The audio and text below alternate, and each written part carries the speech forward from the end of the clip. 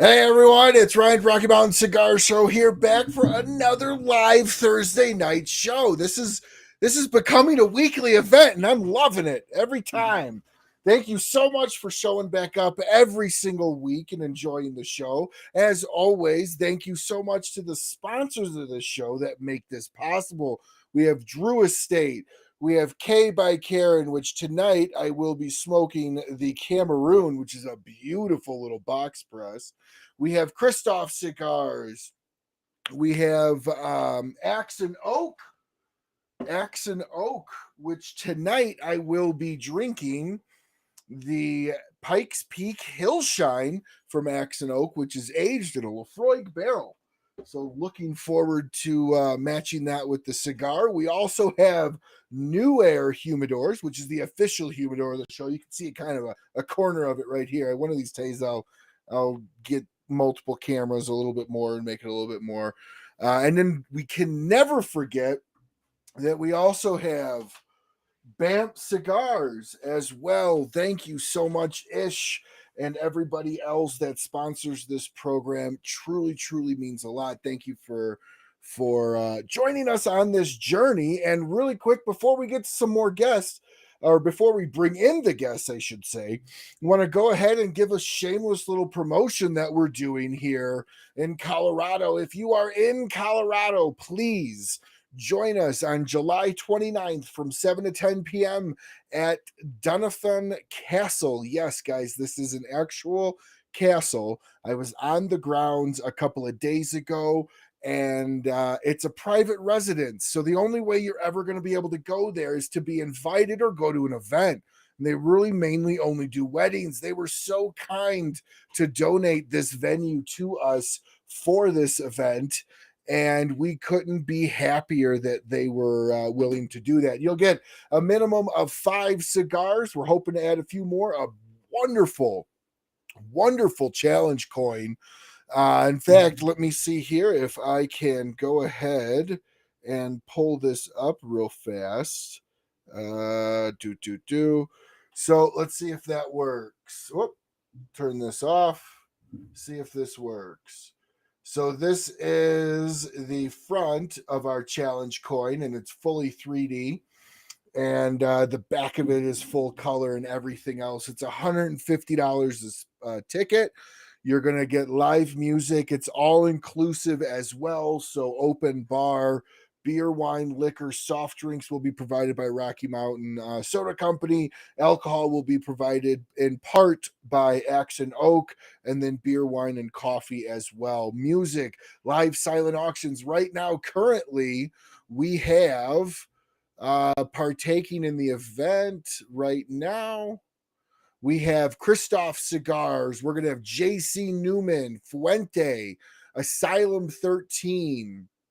We have, let's see here.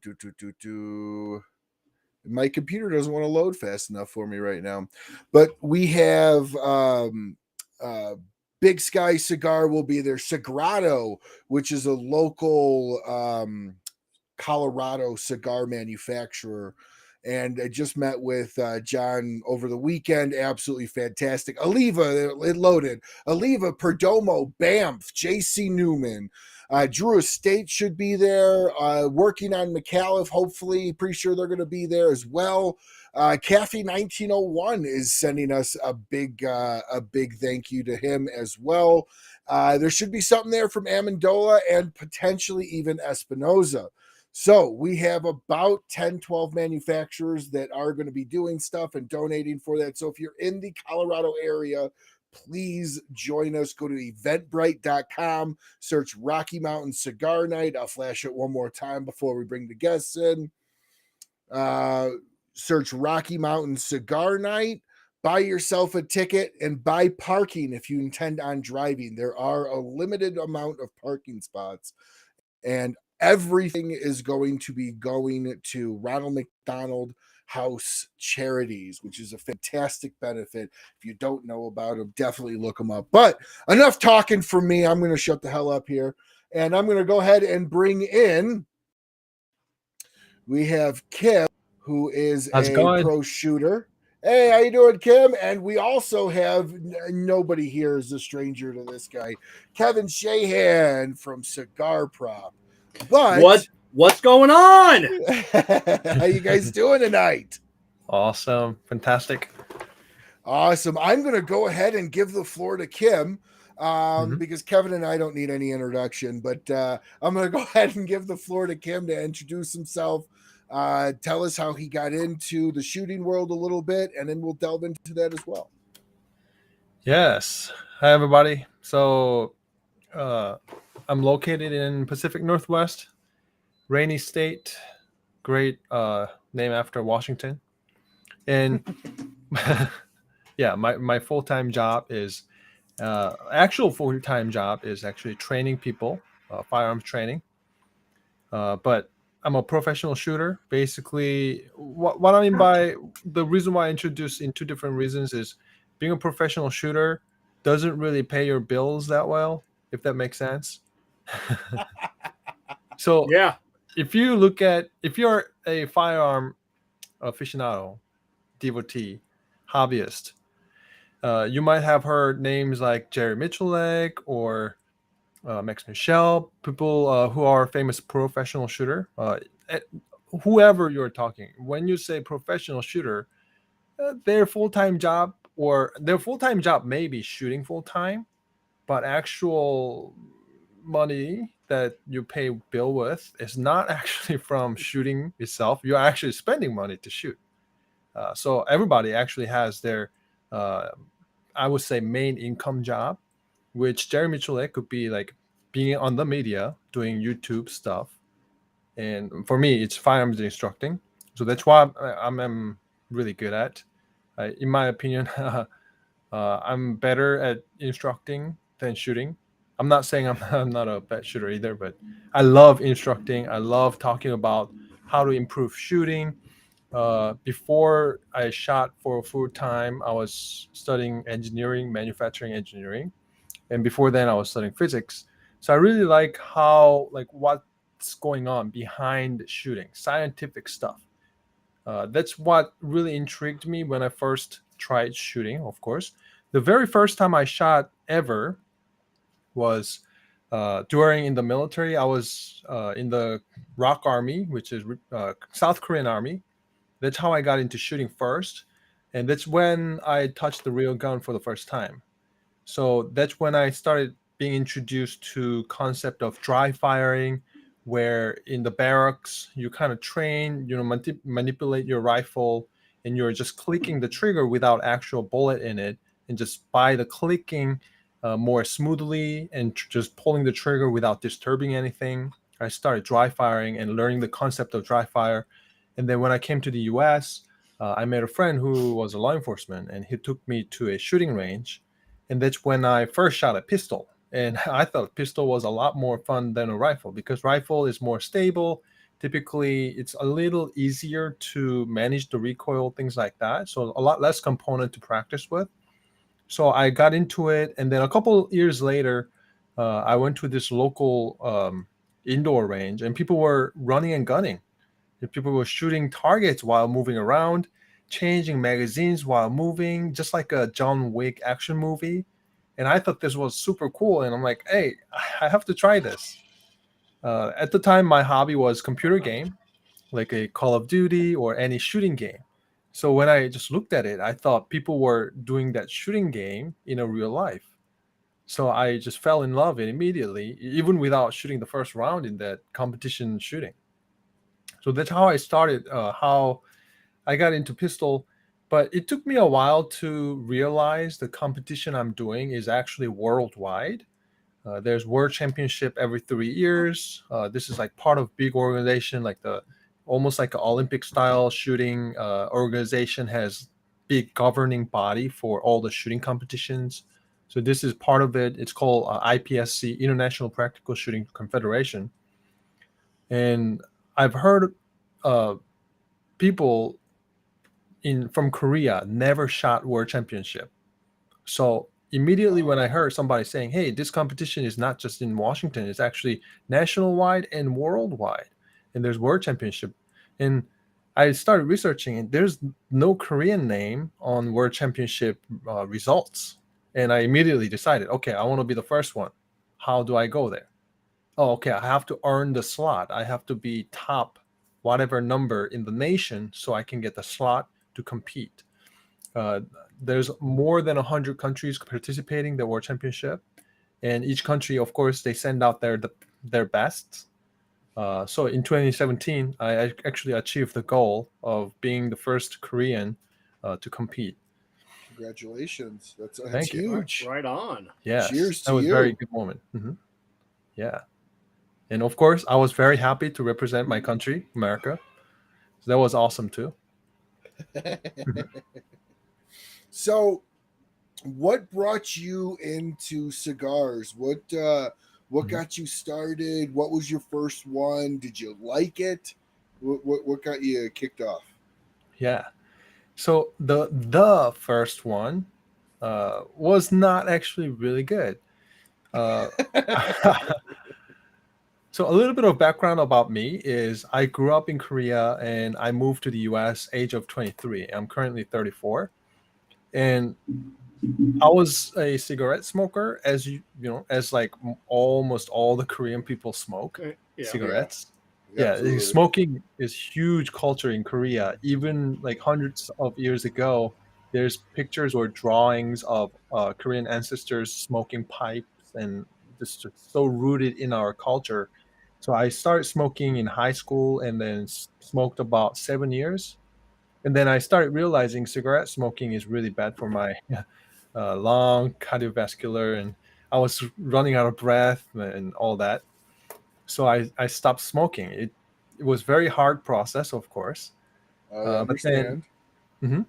I think after about 2 years, when I didn't have any cravings for nicotine or any cigarettes, I met a friend, America at the time. My friend was like, "Hey, let's go out, have fun after Thanksgiving, and then smoke cigar." I was like, "Oh, cigar. Well, I don't smoke anymore. I don't want to, have the lung problem or cardiovascular problem again." And he was like, "No, you don't inhale that, so it's not really gonna affect your, lung capacity." So I was like, "Okay, hit me up." And then we started smoking, and of course, I only knew how to smoke cigarette at the time. So guess what? I was inhaling the heck out of the goodie stick he was giving me. Oh, Yeah. It's rough. So yeah, he didn't even tell me like you were doing wrong or anything. He was just enjoying the time. Yeah, he didn't bother me. And then about like a third way through, I was feeling very dizzy, but I didn't want to say oh, this nicotine is killing me. Like I wanted to just stay, like conversation, and I didn't want to ruin any time.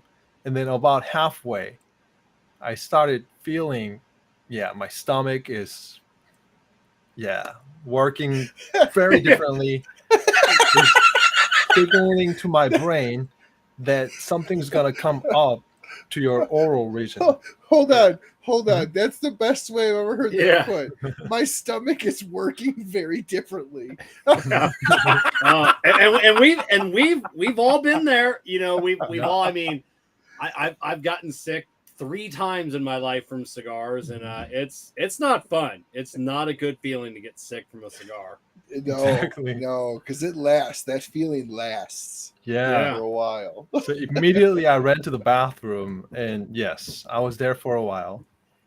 And then I went to bed, and I don't remember the rest of the day. Basically, I realized this is way too strong. I can't smoke this. And then I thought that was it about cigar. I didn't know anything about flavor or anything. I guess it would have been much better experience if that was explained better. Like, hey, this is about flavor. This is about Yeah. like not puffing every second or Yeah. burning it down as fast as you can, kind of thing. Because for me, cigarette, I wanted to always burn it super quickly, chain smoking and all that. Yeah. And then after a couple of years, when I started shooting now, 2018, I believe, there was this competition in Michigan called Area 5 Championship. This was a big competition. There were 300 to 400 people there. And then this one stage, It was bunch of steel knockdown steel target, and there was actually a prize for that stage winner. If you get the best time, you get a free cigar. And then I got the best time on that stage. I felt awesome, and the guy comes to me and was like, "Hey, congrats! This is a prize over here. You get a cigar." So I was telling the guy, "Well, yeah, I've tried this one time and I got sick, so I don't think I'm gonna smoke it. Like, do you want it?" And he was like, "No, hey, if you got sick, you probably did something wrong. Like, you probably inhaled it." It's like, yeah, but how are you supposed to do? And the guy was explaining everything. He was actually a range officer. He was explaining, hey, you're supposed to just uh, the way he explained was very, very good to me to actually smoke it properly. The way he explained was, hey, if you drink the soda, but just gargle in your mouth and spit it out, that's how you want to do it. So I was like, oh, that's interesting. So you don't want to swallow that or try to inhale that? It's like, no. You don't want to swallow any of those. Just let it linger in your mouth like you're gargling with a soda and then spit it out. So I tried that first time. And then that was my very first time I actually had flavor from cigars. Interesting. What was that cigar? It was a local cigar, but it was a Connecticut one. Okay. Yeah. So what is your cigar of your wrapper of choice, or what's your wheelhouse now? Couple of years after, and you're no longer inhaling a whole thing. And by the way, I was a cigarette smoker for 20 years, Yeah. so I totally understand. Every once in a while, I catch myself like, Yeah. and then coughing every once in a while. So I totally understand that. But what's your wheelhouse now? Where do you like? What's your brands you enjoy? Yeah, very good question. Definitely, I would say year by year there was progression. So the first year, second year, third year, I think it was keep changing. Now I came to a point where my routine. By the way, I smoke about 3 to 4. I would say if I'm really busy, 1 to 2 is regular, and 3 to 4 a day is my regular. Wow. Typically, it depends on the time of the day. Morning cigar and lunch cigar, dinner cigar, and night cigar. That's how I kind of categorize. So the morning cigar is typically Connecticut, and it becomes darker and darker. So Connecticut or Habano in the lunchtime, or Corojo, things like that. And then dinner time, it could be lighter side Maduro, maybe broadleaf kind of thing. And then the nighttime, it could be Mexican Sandreas kind of thing. The pairing is also changing pretty, depends on the time. Morning time, typically coffee. Lunchtime, it could be another coffee, or it could be soda, Diet Coke or something like that, Diet Dr. Pepper. Those are pretty my favorite. And then nighttime is where I usually pair with whiskey. Nice. Yeah, Awesome. I'm same thing. A Diet Dr. Pepper. I love a Diet Dr. Pepper with a cigar in the afternoon. Yeah. I don't think anything goes quite as well. Now, when you're growing up in South Korea, Yeah. had you ever seen anybody smoking cigars? Because that's not something I see. Like, No. Korea is not known. China is now obviously the #1 cigar smoker, but so Korea, was that ever a thing? Cigars? I remember I've witnessed only one time in my whole life. It was this guy smoking really dark wrapper, like probably like 60 ring gauge or something like that. It looked like a cigar from. I used to play a game called StarCraft. In that game, there's a character called Marine, and Marines usually have cigars on their mouth. That's the only time I've learned what they're smoking, which is a cigar.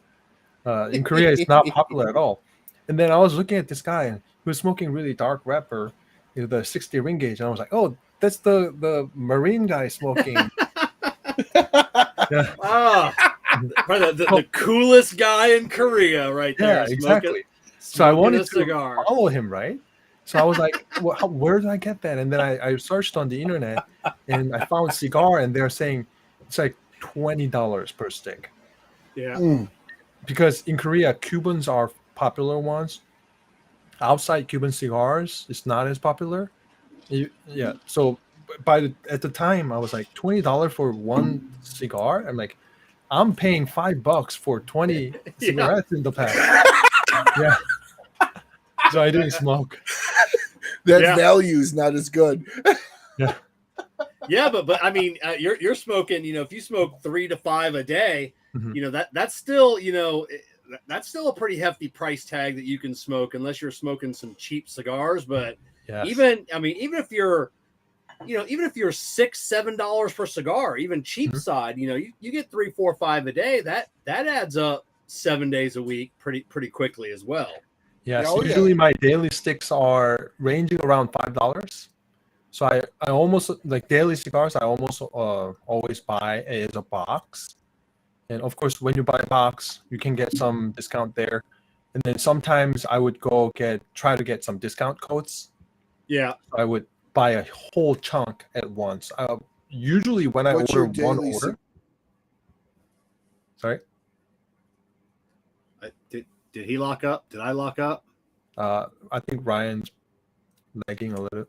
Oh, I think it was. I know I hear the thunder, so I almost thought it was me. So we'll wait till he comes back on. Have you tried the Charter Oak line of cigars from Foundation? Oh, Charter Oak, probably smoked a couple hundred already. Yes, that is. Yes. I tell everybody, either new cigar smokers or even seasoned. I said I smoke a lot of cigars. I love Charter Oak. It is such a great price point for cigars. What about the Drew Estate Nica Rustica, the broadleaf? Yes, I've only tried one stick with that, and I like the overall experience of that. But at the time, I felt like I was liking some other blends. Typically, Foundation Maduro, definitely. That's something that never disappears in my humidor, like ever. Oh, same here. Even their Connecticut's are just a great. I love everything Foundation makes. Fantastic cigars, and especially if you're smoking multiple a day. You know, because like I'll get a coupon code or I'll get a deal, and you buy a bundle of those, and you can get them for like $3 a piece sometimes if you really hunt around for them. Yes. So Nica Rustica was good, very good experience, but it just didn't have enough room in my humidor to fit that. Yeah. But I always have Liga 9. Yeah. Liga 9 is actually the cigar that I really like dive into smoking cigar. Before smoking Liga 9, I was smoking maybe like one a week or two. It wasn't like everyday thing back then. Because most of the cigars back then I smoked was lighter side, maybe some brownish colors like Habano and Corojo. Those were like the limitation in my experience at the time. So I never really tried Maduro wrappers. But the first Maduro wrapper I tried was Liga 9. Liga Privada 9, and then right after that I tried T52. And then immediately after those two, like, I love these flavors. This is a pretty different than Connecticut flavors I was smoking at the time. And I started diving a lot more in Maduros because by nature, I like stronger liquors than light beers. And those stronger flavor, darker flavors, and more full body ones were really keeping my palate super interested the whole time, the whole stick throughout like hour and a half I'm smoking. So that's when I was really buying a lot of Maduros. And then after about 2 years, I started really venturing out, maybe buying some sample packs here and there, and really trying all kinds of colored shapes. Like I even tried barber poles. After 2 years, I trying really interesting ones, and then I started really developing the palette. And now I'm smoking all types of wrappers, but I started finding even Connecticut. There is definitely special types of Connecticut's, in my opinion. Some Connecticut could be very mild, maybe kind of short lasting on your palate, but I started finding more of a fuller body with Connecticut and maybe longer lasting flavors. So I started, actually, I have a journal. There's a website called Cigars Daily, and they published a journal, cigar writing. Yep. Then I filled it up. That's all full of cigar ratings that I started doing, and that really helped me to find what I really like about certain cigars. And then by rating it, I can go back and like, okay, I'm out of this one. I'm gonna buy that. So it really helped me out to find what I like and develop Yeah. my palate. You know, I tell everybody to start a journal, even if you don't know anything about cigars, like you're just starting off. It's good to keep a journal because, you know, if you go into a lounge and they have a good tobacconist there that knows what he's doing, and you bring that journal in and be like, I would like to try something, but I'm not sure. Here's my journal. A good tobacconist will look at, like, okay, I see you like this, this, this, and this. Well, that's all has Pennsylvania broadleaf. So let's try and get you into something, Pennsylvania broadleaf. And I noticed you didn't like this, this, and this, which is Habano. Some people don't like Habano. So, yeah, it's definitely good. Even if you don't know how to take detailed notes, at least taking notes so you know what you like, which makes it nice. My journal's right here. Yeah. So all yeah. Yeah. That's good. I wish more people kept journals. I kept detailed journals when I just started smoking. Now how many cigars, or how big's your humidor, and how many cigars do you keep at your house? During pandemic, when I started buying a whole lot because I thought the supply chain will get worse impact than it had, so I started buying a lot. And at the time, I bought a couple hundred cigars, and I kept it couple hundred through right now. So I have currently have 300 to 400 cigars. Yeah, that's good, and it's like guns and everything else. Yeah, it becomes, like I said, I remember having 300 and 400. Then I remember having 1,000, then 2,000, 3,000, 4,000. Now it's too much. I tell people like the good, like 350 cigars, like that's a good amount of cigars to have. You can have a wide variety, and not have too many. I mean, I look at my one humidor that probably has 2,500 into it. I'll stand at it for 15 minutes, not knowing. Yeah, like I have no idea what I want. So yeah. Sometimes the cigar journal really help you. Yeah. If you just go through a cigar journal, you can kind of, this one I rated this much, so I'm gonna smoke that one, kind of thing. And also I write the experience of pairing. Cigar I love, pairing I love more.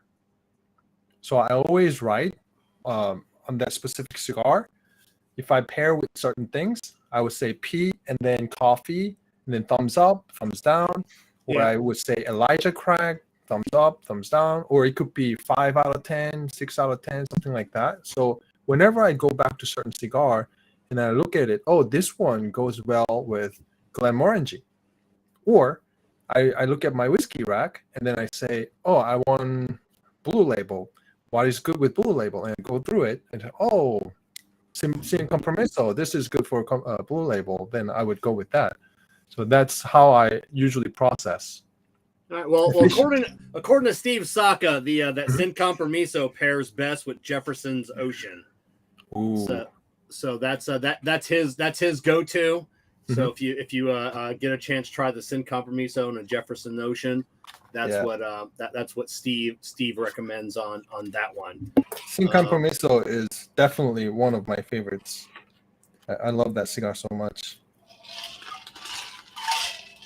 So how did you get into pairings? Is that something that you brought over to to America when you came over here, or did you started drinking? Because obviously you were of drinking age when you lived in Korea. So when did your you start, not necessarily pairing, when did you start appreciating good bourbons, whiskeys? Yes. So South Korea drinking culture is inevitable. I sometimes tell people, when you are born, there's 3 things that parents will teach you. The first thing is how to use chopsticks. Second thing is how to eat kimchi, and the last thing is how you drink. Yes. So most of the people start with soju, which is Korean traditional drink. Soju, in a way, it's rice made. However, I sometimes describe it as watered down vodka. So it's not. Is it super kind of weak. like a sake? By the way, sorry, my computer decided it was the appropriate time to do an update and completely kicked me out because I schedule my updates for night. So I apologize, but ever the professional and friend that Kevin is, show live. So thank you so much for that, and appreciate you keeping it going too, Kim. So back to you. Is that like a No, very, very different. okay. Very different. It's really like vodka with a little bit of sweetness from rice. And also alcohol content wise, I think sake is hovering around 10% alcohol, and soju is about 20, and vodka is about 40%. Okay. Okay. So whiskey wise though, whiskey is a very popular drink in Korea, especially people, young adults. So if you are mid 20s or entering like 23, something like that, people start drinking a lot more whiskey. In Korea, whiskey though is not really for flavor. It's for getting drunk faster, and also bragging rights. Okay. Yeah, to open the wallet and then show them that I can buy whiskey and not care about spending how many dollars you just paid, like $100 for black label. Because for the whole bottle though, right? Yeah, very expensive if you buy outside. Wow. Yeah, in restaurants and stuff. So I've drank many whiskeys, of course. However, I didn't really learn how to get the flavors out. And I remember when I came to the US, went to this liquor store, BAMF, I think. They had really weird looking glass, which is nosing glass. I was like, is that for wine or what? Like a and then the guy was, Yeah. yeah, the guy was telling me, hey, this is for whiskey. It's like, oh, like how do you use that? I thought whiskey is just for shots or glass with a rock. Yeah. Right. And then he explained, hey, some people drink it like a wine. So I thought it was pretty interesting things to like discover. So I went on YouTube and I just typed how to drink whiskey properly. And there's this, I think this guy from, I forgot the name of the company, but Scotch Master Blender. He has a video. Very cool guy. What's the whiskey company that makes Cigar Blend? It has a deer or elk. Dalmore. Yeah, Dalmore. Yes, Dalmore. That's one of my favorites. Yeah, it was a video from Dalmore, this master blend guy teaching people how to drink it properly. He was like, oh, wash the glass with the scotch a little bit, and then toss it out, and then pour the real one, and then put it in your nose, and then say, hi, how are you, whatever, and then put it in your mouth, and then squish it around for like 5 seconds, whatever. And then I was like, that sounds crazy. This sounds like burning. Yeah. Yeah. But guess very what? true. I tried it and it wasn't burning like I expected at all. And I was able to get like new flavors that I never ever experienced.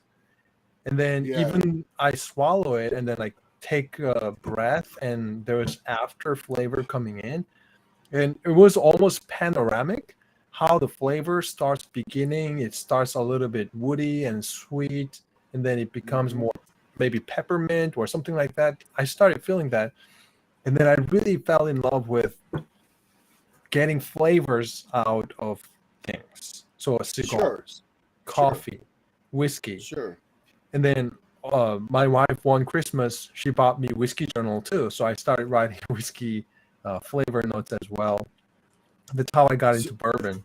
And now the one thing I don't want to interrupt, the one that before I forget, the one thing that you should try is Omar DeFrias, owner of Fratello Cigars. Yeah. Huge pairing guy, loves whiskeys, bourbon, Scotch, loves everything.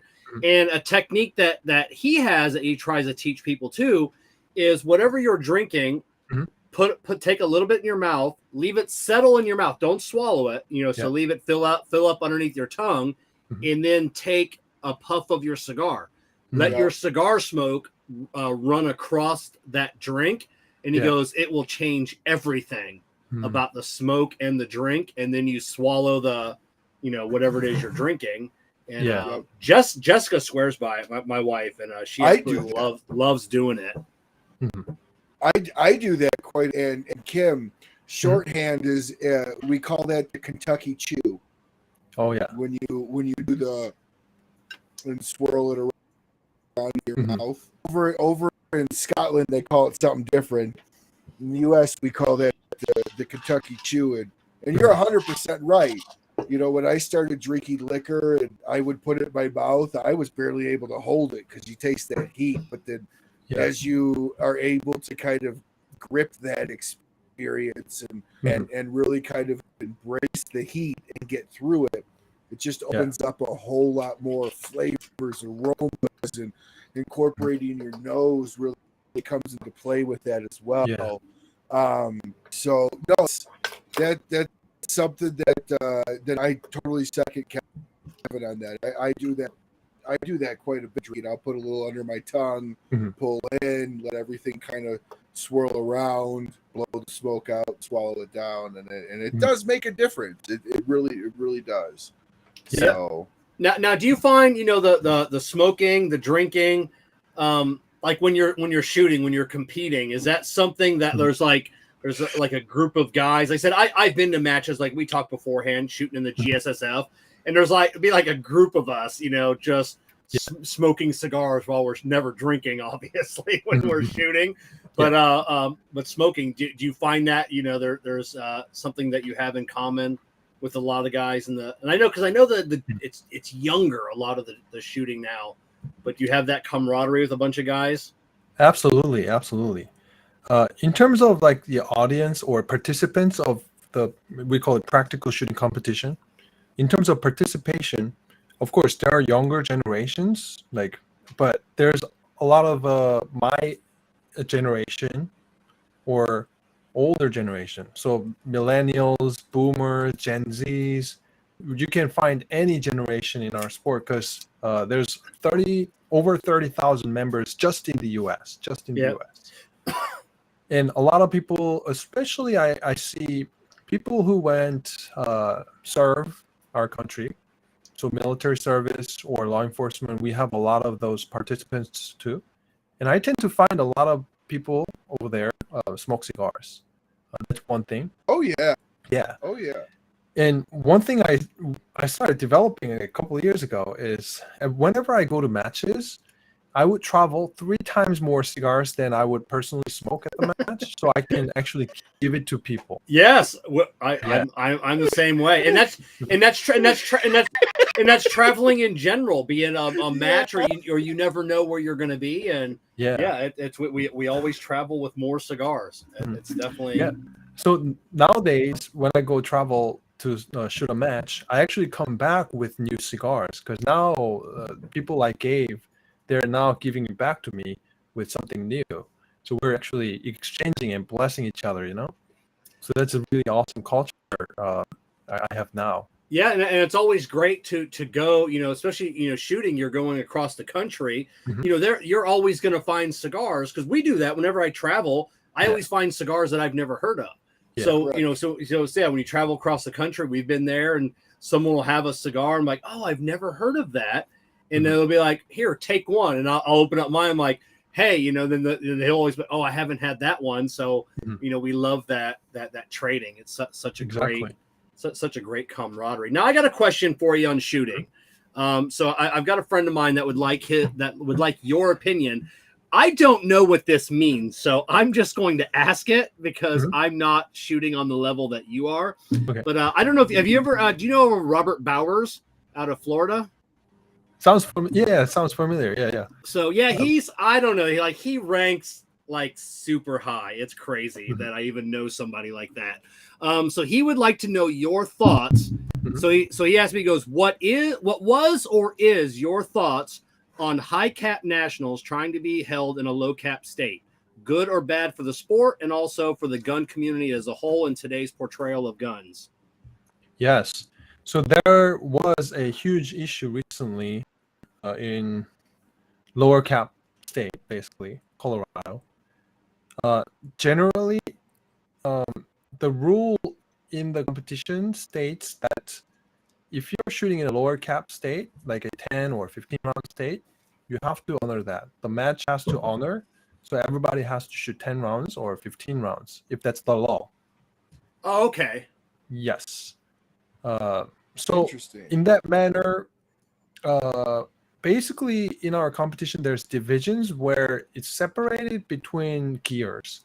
Some division will allow you to shoot maybe up to like 40, 50 rounds with a short rifle or PCC, pistol caliber rifle. Some division you may be shooting 22 rounds. Some may shoot 10 rounds capacity. So each division is designed to specifically fit certain gears, and certain division allows you red dot optics. Some division you can only use iron sights, things like that. So in terms of testing each division, you have to be able to shoot higher capacity, for sure.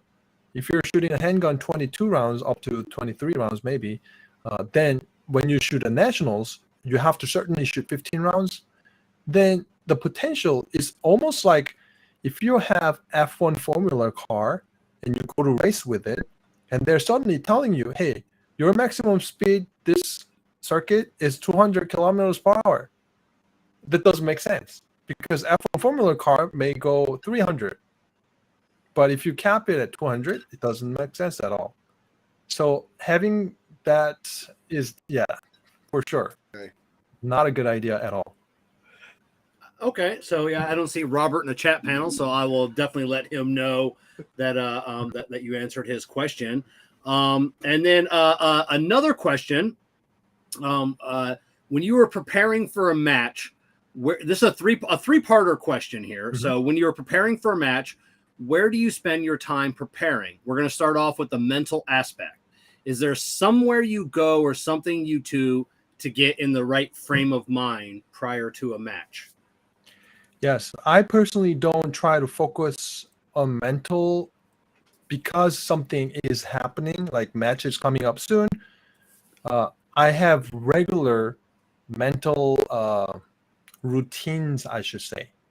Of course, my definition of mental skill, whatever, may be different than somebody's. So let me give you an example. I smoke cigar regularly. I smoke cigar at the match. I smoke cigar when I practice. I smoke cigar after practice or before practice. As all of you guys know, there is mental aspect of smoking cigar. It's to, sometimes it's to quiet our mind. It's sometimes to gain energy because nicotine is proven, I forgot the term, proven energy basically for you. Yeah, there's a lot of gives you a little jolt. Yes, extra energy. Right amount of nicotine. Oh, that's very good winning sauce for sure. Gets the heart going. Mm-hmm. Yeah. So I real quick to piggyback on that. Mm-hmm. Do you have? I have buddies that do competitions for various different things, and there's usually always a song they're listening to beforehand, whether it's classical.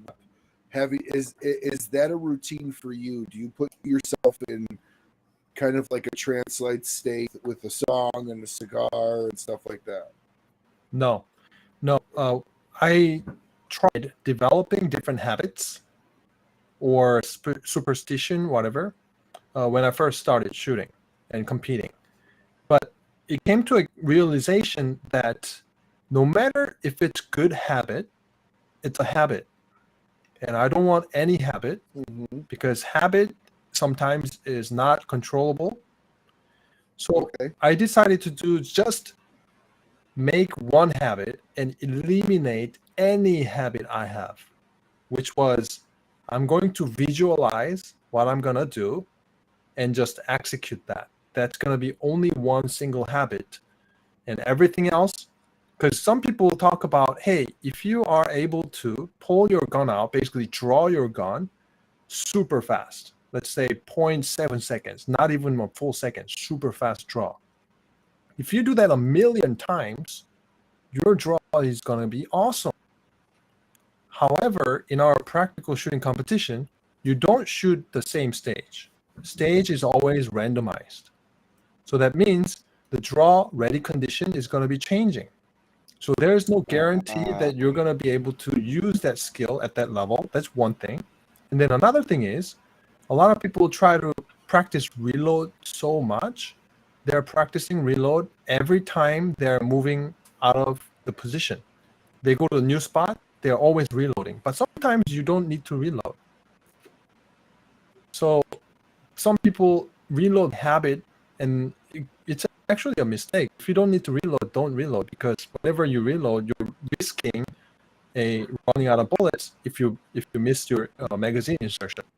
So the real good key, real ability that makes you win in our sport is to be able to go to a random stage, visualize what you're going to do, and then do exactly what you visualized. All right. So, second part of the question, what about the physical regiment?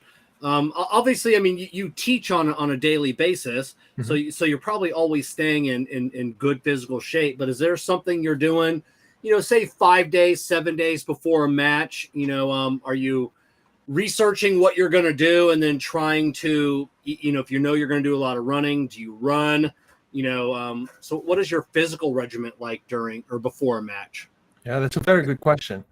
First of all, so what is your elevation? Because I know you do across the, so I know multiple elevations might be a thing too. First of all, my elevation is pretty high, living in the mountains of Pacific Northwest. And in terms of physical ability, I usually set one goal per year. But that one goal, actually two, one for results and one for like a process related. So the first goal related to ranking or results goal.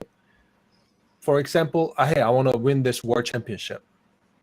Then I focus on that match only and customize the entire year to fit that goal, rather than, hey, I have this small match, this state match, this national match, this continental match, and there's this world shoot. I'm going to win everything.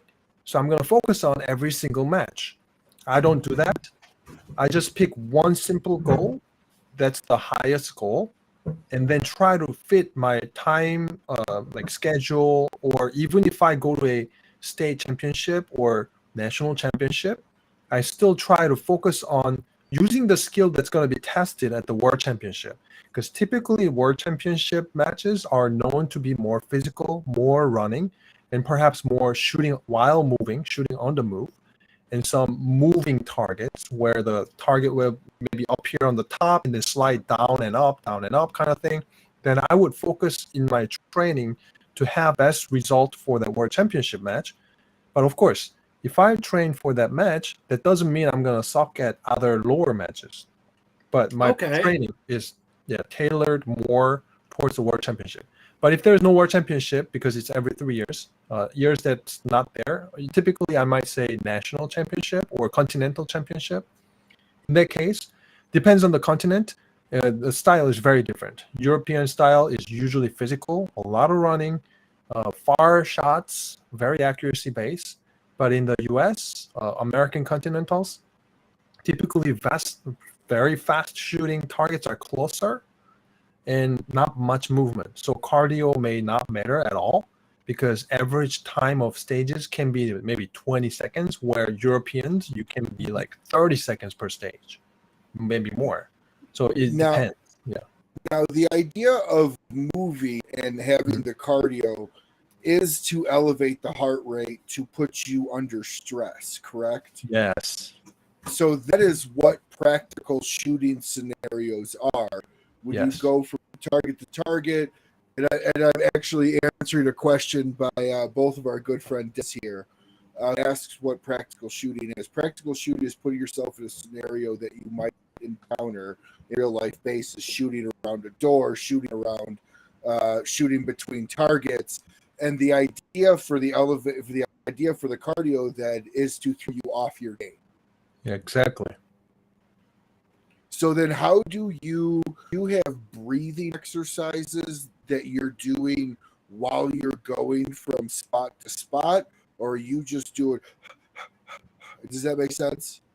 Yes. So that's a very good question, by the way.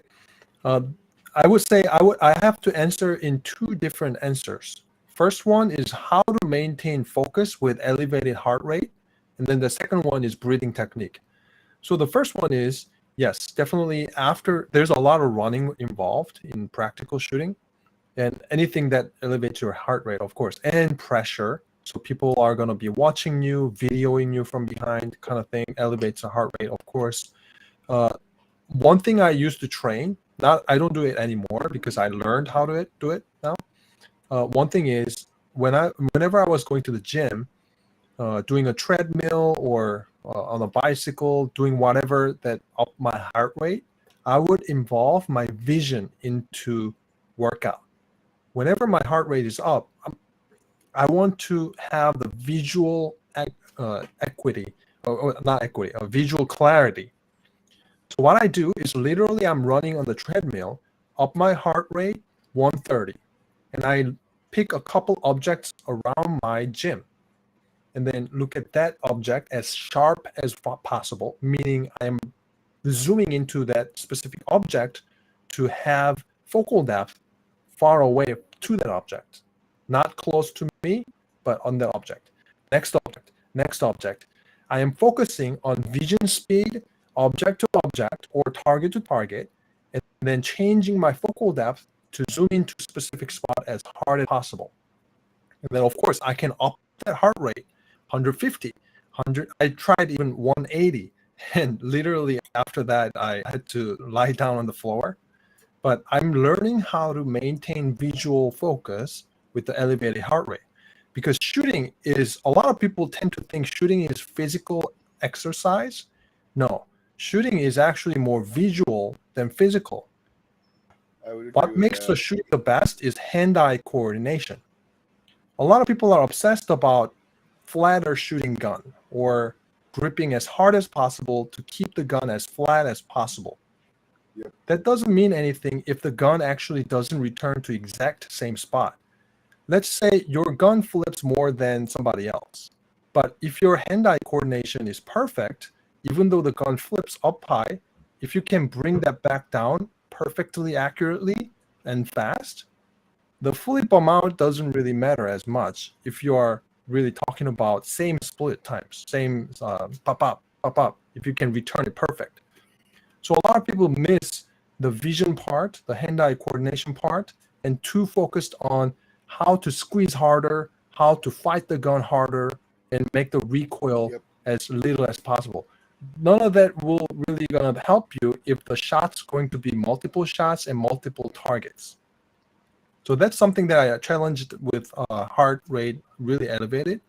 And in terms of breathing technique, that's something that a lot of people really shouldn't worry about in a practical shooting environment, where unless the shot is being more than 100 yards, any typical engagement in practical shooting sense, it's going to be 25 yards within. Of course, you may see 50 yards, maybe, rarely, but percentage-wise, we're talking about shots at 7 yards to be 90%.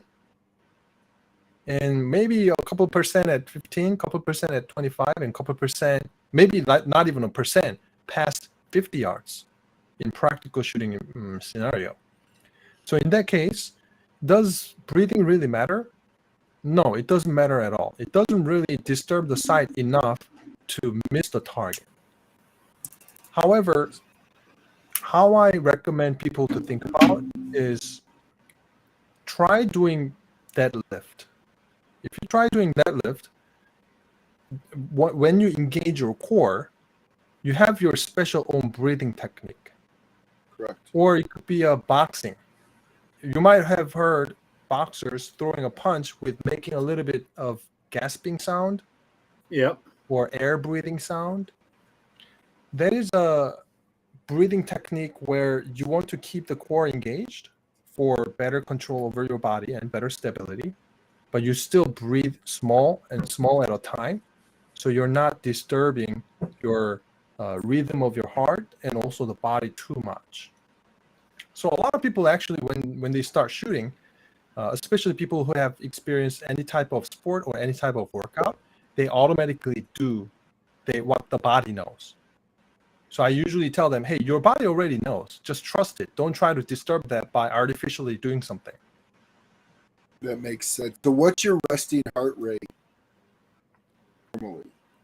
I think it's somewhere around 70 or 60 something. Is that right? So you're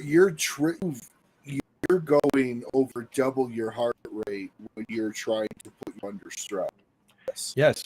Was that hard to learn how to, like the first time you did that, was that kind of jarring to you to put yourself under that stress and then try to do the concentration thing that you were doing on the treadmill? Yes. I would describe it as I had to squeeze myself out to squeeze that focus. That's something that I learned, visual focus, the sensation of focus. Basically, when you have to squeeze your aggression out or squeeze the focus out, I started realizing I make a certain face and my eyes are open to a certain point. Yes. Yeah, I completely understand. Yeah. Yes. Yeah, no, totally. And Totally. now I've been shooting. Yeah. I artificially copy paste that face during visualization. So whenever in practice or actual shooting competition, whatever situation it is, whenever I have a hand gun aimed on my eye line, I have that face all the time. What that does is, of course, what it really does to me is it opens my eyes at a certain width. Because if I'm resting, my resting face, my eyes are pretty small. Maybe because I'm an Asian, but Asian people tend to have really small eyes. I did not want to say it. Thank you for bringing up. So when I make that intense focus face, I often call it warrior face. When I make that warrior face, my eyes get wider and opens up higher. I can feel, actually, I am engaging the muscle on my forehead a little, and the eyebrows lift up a little, which opens up the eyelid, and I can actually see more. My peripheral view gets wider when I open my eyes wider, because simply in a resting face, my eyelid is slightly covering my retina, my eyeball. So actually, I see more visual information is coming in. Like I said, the shooting part is really heavily visual. So if you actually can see more and see faster, and your brain starts to process your visual information faster, you're going to be able to shoot a lot faster as well. So then, certain face gives me more visual information. So the question for you, I know like growing, I shoot a ski. Yeah. As much as I can. Not so much the last couple of years, but growing up, I was always trained one eye closed, one eye open, and now they train both eyes open. And even of the pistol world, they used to train down here, and now they train to come from here because you can grab clip or grab magazine and reload.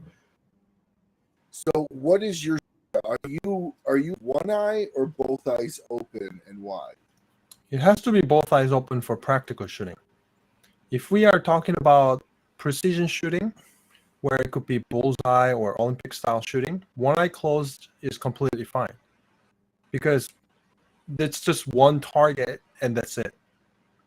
You don't need to see a lot of peripheral view, but in practical shooting, where there's multiple engagements and you have to be aware of your surroundings, you must have big field of view. Imagine if you're playing a computer game and your screen is super tiny and you can only see like 4 people standing side by side. But let's say your friend's computer's monitor, his computer shows 16 people standing side, and you can even see like further out. And your screen is huge, and you can actually see more surroundings. You will have more situational awareness, thus Correct. more information going to your brain. It activates a lot more neural fibers, so your brain is thinking faster. And also, a lot of people experience this in practical shooting. A lot of people say, hey, things felt like slowing down. It almost looked like a slow motion, but when I review the video footage, I wasn't slow. Yeah. That is exact moment where your brain is processing visual information faster. We're talking about this guy with better vision, seeing everything like a YouTube 4K resolution, but the other guy with a poor vision and poor visual focus and not using the focal depth change well, then your 420 pixel. See that's I think that's where I would not do well in practical because I'm blind in my right eye. I have no and I'm right hand dominant, so I can't shoot a rifle at all because I can't shoot left handed. So yeah, so I guess not well for me. I only have the one eye. So. You're breaking the that doesn't house, mean you you can't make it shoot. the shotgun. Yeah. You can still work on maximizing the vision speed and still have very good results. Because I know actually this shooter who's a very high level shooter, he's also one eye blind. Okay. The real key in our practical shooting is 2 vision speeds. The first one is being able to acquisition the target fast. So target acquisition speed. We're talking about how fast you can move your eyeballs from target number 1 to target number 2. Or it could be looking at the spot you have to go. And of course, your head speed actually matters in the vision. If you have to turn your head to all the way back move backward, then you have to quickly turn your head and then see the spot you have to go or target. So target acquisition speed is extremely important. And you can definitely work on that, making your eyeball speed or head speed faster and faster. And then the second one is focal depth change speed. Our vision has muscles inside. Just like a camera, if you want to zoom into a specific spot, like a camera, you have to zoom in that muscle. So if you simply put your index finger up on your eye line, and then pick a target or pick an object that's aligned to your finger. So you're looking at far object to the finger, far, near. As you go faster and faster, there's a point where you're no longer seeing anything clear because you're trying to do too fast. Your focal depth change speed cannot keep up. So it actually takes time for you to change the focal depth. And you can increase that speed by doing certain exercises. That's awesome. That's good. That's good to hear. So I'm definitely gonna have to look into that. Third part of my the last part of my question was what's the process of preparing your equipment before a match? Just in general, is it something you're doing days prior? I don't know how often you're shooting. Is it weekly, monthly? So what is it? A couple days before? Is it a week before a match? Like, what's your process of readying your equipment? Yeah. So I personally pretty much shoot every day, nearly every day. So I separate my gear into practice gear and match gear. So in terms of match gear, I don't almost ever practice with it. I just check the gun functions, like a couple boxes of ammo, of course, and make sure it's hitting the right spot. And then I don't shoot that in practice. So I don't have to really worry about my match gear. So there isn't really specific preparation, so to say, for my match gear. But of course, ammunition, I load every ammunition. So if I used that was to gonna be my question. I used to have sponsor. Next question. Sorry. Yeah. PMC ammunition used to sponsor me, but through pandemic, that's gone. So I had to start reloading because ammo prices were so high. I couldn't buy complete ammunition and practice similar amount. So now I'm buying components and load myself. So every time I load for match ammunition, I load it in the beginning of the year. So if I shooting a couple match, I need 3,000 rounds. I would probably make 4,000 or 5,000 rounds of match quality ammunition, and I don't worry about ammunition. So, question then: are you using a Dillon? Yes. Okay. Yes. Yes, Ryan. What else would he use? What else? What else is it? Some people do. Some will do each round individually. I know guys that do each in rounds. Are you using the 550B? No, mine or are is you using their automatic one? Automatic one. You can do like 3,000 rounds an hour. Less than that, but yeah. I just push the button and watch movie and drink whiskey. So are you do you tailor your rounds to the match, or do you shoot this? You want to shoot the same round all the time? I tailor my ammunition to old PMC ammunition. Okay. Yeah. So very similar to factory. The reason why is I have to travel internationally too. And some international places have different rules about ammunition. So oftentimes I will prefer purchasing their own match ammo. So my ammo is basically the same copy of factory ammunition. Oh, okay. Mm-hmm. So when you're doing a match, because I reload too, I have a 550B Dillon reloader. I do load 4357 and some rifle rounds. Do they have, like, if you go to, like, I just use this generic scenario, like a paintball match, they have specific guidelines for amount of air that can go through and everything else. Does competition shooting have a grain limit? Yes. For the ammunition that you reload yourself? And Yes. I'm not talking about bullet. I'm talking about black powder of smokeless powder. So they created something called power factor. Power factor is basically the grain of the bullet times the velocity of it. How that was modeled off of was based on the factory market options.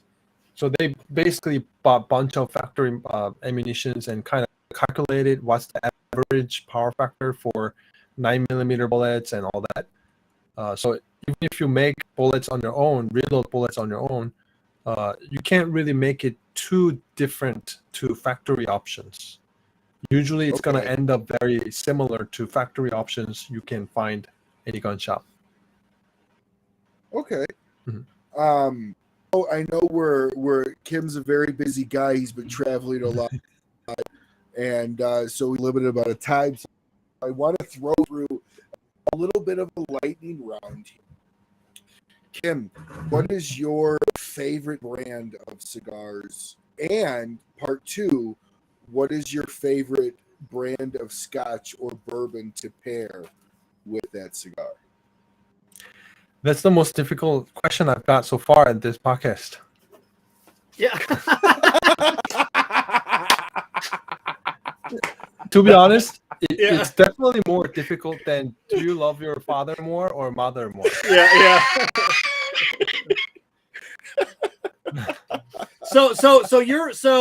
I will take Ryan's question to the next step. Okay. You're on a deserted island 6 months.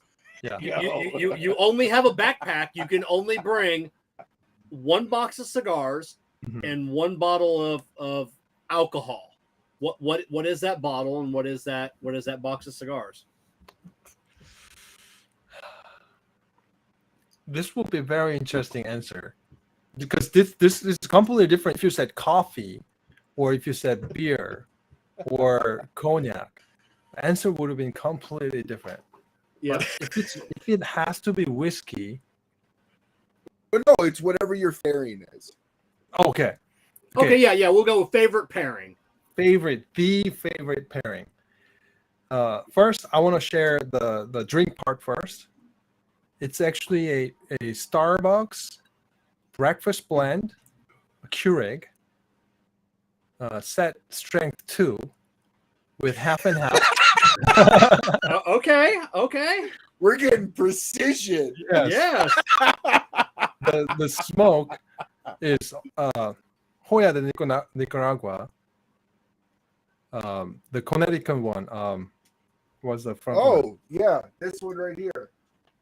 Probably just the Antonio, Connecticut. Antonio, yes. Antonio, Connecticut. Yes. So I know Ryan's got another question, but Ryan, I want you to get me Kim's mailing address. Kim, I definitely want to send you a care package. Yeah. Being a sponsor of Drew Estate, I do have a lineup of Hoya cigars, and especially that Connecticut, and then I've got some Hoyas that I know that are super hard to find. So I would definitely like to send you a care package of some awesome. Hoya cigars. So I'll definitely. I really appreciate it. Yeah, I'll get with Ryan and we'll get that out for you.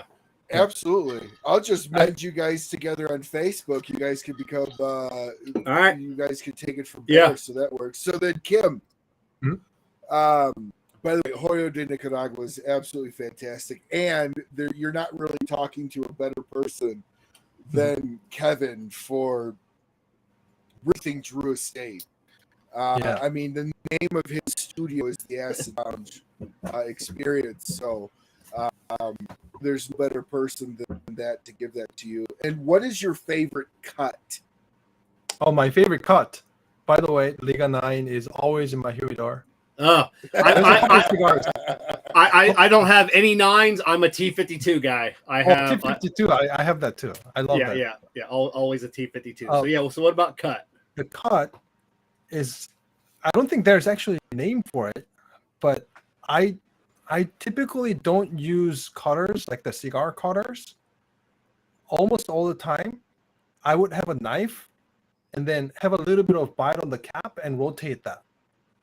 And then pick the cap up. So what that's called is a professional cut. That's how like cigar manufacturers, like when they're down in Nicaragua, Dominican, that's how they cut. They'll usually bite it and then they'll cut it with a knife. So you're actually doing it the same way the manufacturers are doing it. Oh, okay. I like that the best because if I actually use guillotine, typically the first cold puff, cold draw, I can feel the leaf residue coming into my mouth. Yeah. But if I just cut the cap cleanly without actually cutting any of the filler, I found that's the cleanest first cold draw I found. And it's convenient. I don't need an actual fancy cutter either. So yeah, that's perfect. Do you prefer a shaggy foot, a closed foot, or a regular open foot? I don't particularly have a special fat footage, so I would take any. What's your favorite size? Toro. Yes, Toro. Yeah, number one selling size in the U.S. right now. So Toro. Yeah, absolutely. If you were to win the Grand National in any place, shooting wise, what would be the cigar that you would want to pair with that win at night? And it could be an Opus, a Padron, a Union from Dunbarton. What is an outlandishly great cigar that you would smoke for that? I've actually developed my routine. No matter if I won or not, if the national is over, I would always smoke Padron 1926 with Elijah Craig. That's been always my go-to after nationals. Yeah. Okay. That's a great pairing right there. And then you go. Yeah, I actually just had one of my partners who I'm in this fundraiser with was so kind because he knows I'm a cheap ass, and anything really over $20 a cigar is just my budget. So he gave me a Padron 26 number 90 and a Padron 26 number 80, and he said every cigar smoker should smoke these. So I smoked the 90. I have not smoked the 80 yet. Yeah, I haven't tried any of the special ones. Mine was just regular So then, Oh. as far as what cigar that if you met somebody and was introducing them to cigars, how would you asking this because in this interview I've noticed that you very much conduct yourself like a trainer in your explanations and detail everything out. So if you were introducing somebody to a cigar, how would you do that? And again, asking because you always wish that you were introduced in a different way as far as more explanation. So how would you do that for somebody else? Yes, I've done that a couple times actually, and I use the same analogy I heard. It's basically, hey, I actually saw someone hearing the analogy, still not doing it right. So I actually trying with water.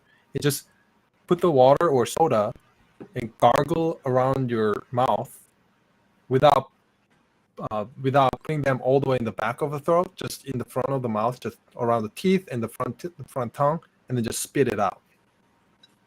I made one guy actually do with the water, and he tried it with the cigar, and then he liked it. I think most of the time when I travel, I usually bring some Connecticut's.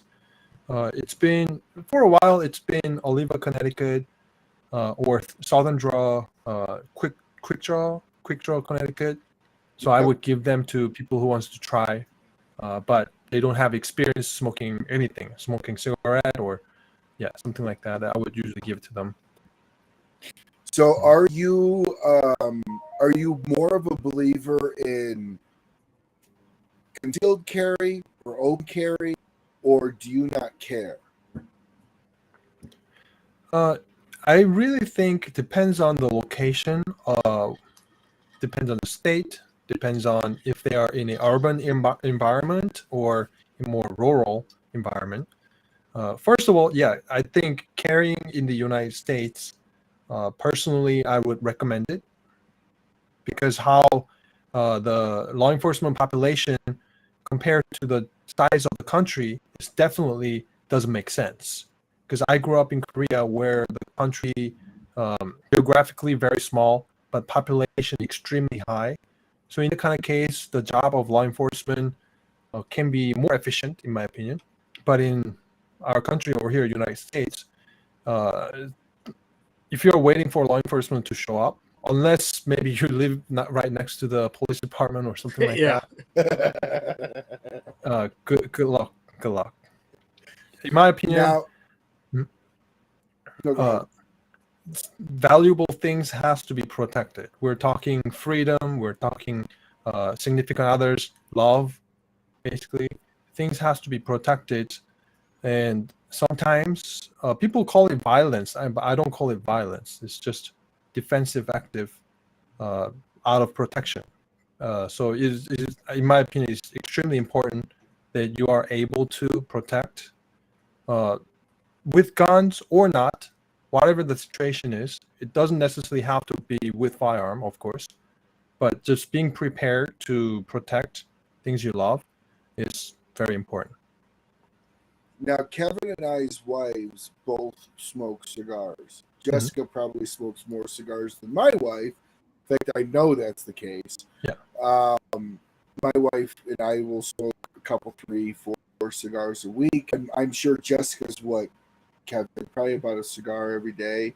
Oh, easily, yeah. So, does your wife smoke cigars with you? Or does she sit outside while you smoke cigars? She doesn't participate. She personally doesn't like to smoke anything because I think one of the reasons why is her father and grandfather smoked a lot, and grandfather had issues from smoking and he passed, and her father stopped smoking. So she kind of learned through that lesson. I think she doesn't want to participate any type of smoking. But for me, when I started smoking, I had to explain a little bit that cigarette smoking and cigar smoking is for sure different. And actually, I think she liked it a lot because before I was a very high stress person and I got burned out pretty bad one time in my life. And she was like, "Hey, you tried smoking cigar last time. Like maybe you should try another one. Like just chill out, relax, and sit down." Absolutely perfect. So Absolutely. I love it. So Kim, thank you for coming on and spending some of your time with us tonight. Thanks for inviting. Absolutely. But before we take off, though, this is going to be a segment into after you take off. I want Kevin to you his brand collab with Fratello, and that might be something that you're interested in. So, Kevin, show's yours. Yeah, so we've got a new collaboration that'll be debuting at the PCA in 2 weeks. It's actually a cigar, and it's round on both ends. So you get to decide as a cigar smoker. Obviously, you have to cut both ends because you got to smoke one end and light one end. Ooh. So you'll get to see one end is really strong and the other end is mild. So do you light the strong end and you start off with a very full-bodied cigar, or do you light the lighter end and you start off with a mild cigar and then you finish with the full-strength cigar? So it's very interesting. It's only been done a couple of times in history. We're hoping that we're the ones that perfected it, but that will be out for a nationwide release coming out here probably by the end of the month. So you definitely have to keep your eye on it because it'll be something different for you as a newer cigar smoker, not new, but yeah. So you'll get to decide which side of the cigar you get to cut and which one you get to start with. Very interesting. Before leaving, I wanted to actually wanted you to try something. So this is a pairing that I found a couple months ago that I was thinking, am I crazy or is this actually good? So the pairing I would like you to try, I think you guys both have Charter Oak Habano. Oh yeah, I have it in my humidor right here. Awesome. The pairing is dandelion tea with about a spoon of honey and 2% milk. It could be any milk, to be honest. A little bit of milk so that the color is maybe like a latte looking color. Okay. That was interesting. Really interesting flavor for me. Yeah, I've got this written down. Jessica's a big fan of teas, so I don't know if she has any dandelion tea or not, but if not, we always have great honeys. So we'll definitely pick up some tea.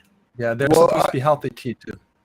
I could tell you, Kim, definitely jump over to Rumble, subscribe to this show. I know you have, and subscribe to Kevin over at Cigar Prop, because you will most likely in a couple of weeks maybe see Kevin doing dandelion tea, honey, and milk paired with because Kevin gets into that stuff, and he does a lot more as far as the pairing type videos than I currently find myself in. But Kim, thank you so much. I truly appreciate you being open to coming on. I've watched your YouTube videos. Everybody go on and search him. You can see him shoot. He's very good. He's a fan of the show, so he's obviously a good friend of mine. And anytime, Kim, that you're in Colorado, please look me up.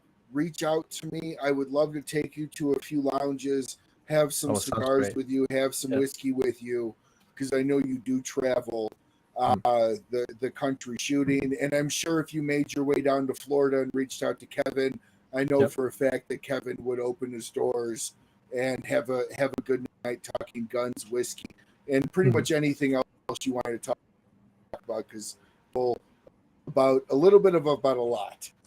Kind of the same thing I am. For sure, man. Thank you so much. It was a great time. Absolutely. Thank you so much. I'm glad I was able to give you something different than some of the shows you are on. Again, thank you much for coming on. And any other time you'd like to come on, you're more than welcome. Thank you so much. Thank you so much. We'll talk to you All later. right. Thank you. Absolutely. Take care. Bye-bye. All right, Now, let's hear a little word from our sponsor, Corona. Oh, I meant never wrong show. Actually, you know what? Let's talk about it. Let's talk about the big news that Corona just announced today, which is the fact that they are taking over Davidoff and changing the name of Davidoff of Geneva over to Corona. So do you have any insider information about that? And Well, what can you give us? Yeah, I have plenty. They're not taking over anything. They've always owned, well, I mean, you don't own the building they're in, not where they're at, so it's always been Jeff. So it's always been his business. I mean, it's Davidoff of Geneva had nothing to do with it. It's almost like Abe at Smoke Inn. Abe, people call it Smoke Inn, but it's not. It's Casa de Monte Cristo Smoke Inn. Mm-hmm. So when you go down to the big Smoke Inn, doesn't say Smoke Inn on the outside, says Casa de Monte Cristo. So even though it's Abe's business, so Jeff essentially just wanted to, have all of the shops named the same, Corona Cigar. Because I can tell you there's so many times that people have asked me, hey, I wish Corona would build a cigar lounge in Tampa. Well, they do. It's called Davidoff of Tampa. Right. So now it'll be, Corona Cigar Lounge, Davidoff Tampa. But yeah, so it'll have the Corona cigar. So you got Corona Sand Lakes, so Corona Lake Mary, Corona Tampa, and then the newest one, which will be about 30 minutes from my house, will be Corona Sarasota. But so they're not losing the Davidoff supply. No, they're still they're going to be they're going to become a Davidoff appointed retailer. Davidoff Jeff Borshwitz has always had a long history with Davidoff, Avo Vazian, so Jeff is not losing anything. On the backside, like what he's paying, maybe he got a better deal on cigars because he was a Davidoff of Geneva Lounge. Maybe his prices are a little higher by a penny. That I'm not privy to that information. But yeah, so that's, so nothing's changing. It's not changing hands. Nothing's happening inside the store. The only change is just the sign on the outside, now says Corona Cigar or Corona Cigar Tampa. So then let me ask you, is Davidoff ending their lounge naming rights across the country, or is it just this? I don't think so. I think they only had like 6 or something to begin with, if I remember correctly. Yeah, I don't think they're ending their naming rights. It's probably something that's never been really big to begin with, so it's not affecting them one way or the other. Now, I read something that a lot of the cigar owners were a little upset about the whole Avo brand, where they were doing bandless cigars. Are you familiar with that? Yeah, that was in the article. Yeah, that happened like 2 years ago. So I remember Davidoff wanted to take the band out of the equation. So they're like, okay, so are you smoking Davidoff because you really like the cigar, or are you smoking Davidoff because of the band? And so they took some lower, I don't ever want to say lower quality, or I want to say cheaper, but I want to say, just a lower tier, cigar, and I guess put a higher tier band on it, and then came out, at one time like, hey, surprise, all of these higher tier cigars that you're smoking, they were really lower tier cigars. So surprise, you actually like, a less expensive cigar. But from what I remember, it's like the prices weren't that, they didn't lower the prices drastically. No, they didn't. So people were paying a premium for a, less than premium cigar, and it really pissed off, a bunch of people. So Jeff being one of them, because he, especially Jeff, he's a Davidoff of Geneva Lounge. He gets people coming in like, hey, you're a Davidoff Lounge. You sold me cheap cigars when I wanted an expensive cigar, and it's just, I don't know whose brainchild of an idea that was. And we also don't know all the specifics. We only know what was leaked out, kind of. Correct. So I don't, I hate commenting on that because I just don't know enough about the situation. But, I mean, in realistic terms, wouldn't that be a good thing for now? Again, not the pricing. I'm about the pricing, but to introduce people to maybe a little theoretically lesser expensive cigar of the same quality. Granted, the price should have maybe come down, but don't you think that's a good thing that people were introduced to? They don't have to spend a high tier price to get a great cigar. It's a good thing if it was executed properly. What they should have done was something like, hey, we're having a maybe a Davidoff, the year of Davidoff appreciation. What we're going to do is we're going to take this brand that is a high tier brand, and for the next 365 days or for the next 6 months, 9 months, we're going to knock this price down, by 30%. Let you get, into the Davidoff premium brand. Maybe you've been smoking a lower tier cigar, so we want people to experience our higher tier cigar, and then after a certain amount of time come out and be like, hey, surprise, you were smoking the lower tier cigar the whole time. And then people will be like, okay, so I didn't pay anymore. Yes, I was kind of duped, but I wasn't out the money that I thought I was out of, so it could have been executed a little bit better than it was. So, Kevin, you're going to PCA because the industry so much, and Ronnie loves you very much. So let everybody know real quick that's going to PCA when you're going to be there in case they specifically try to look for you. I will be there just the Saturday. So whatever, I think that's the 9th.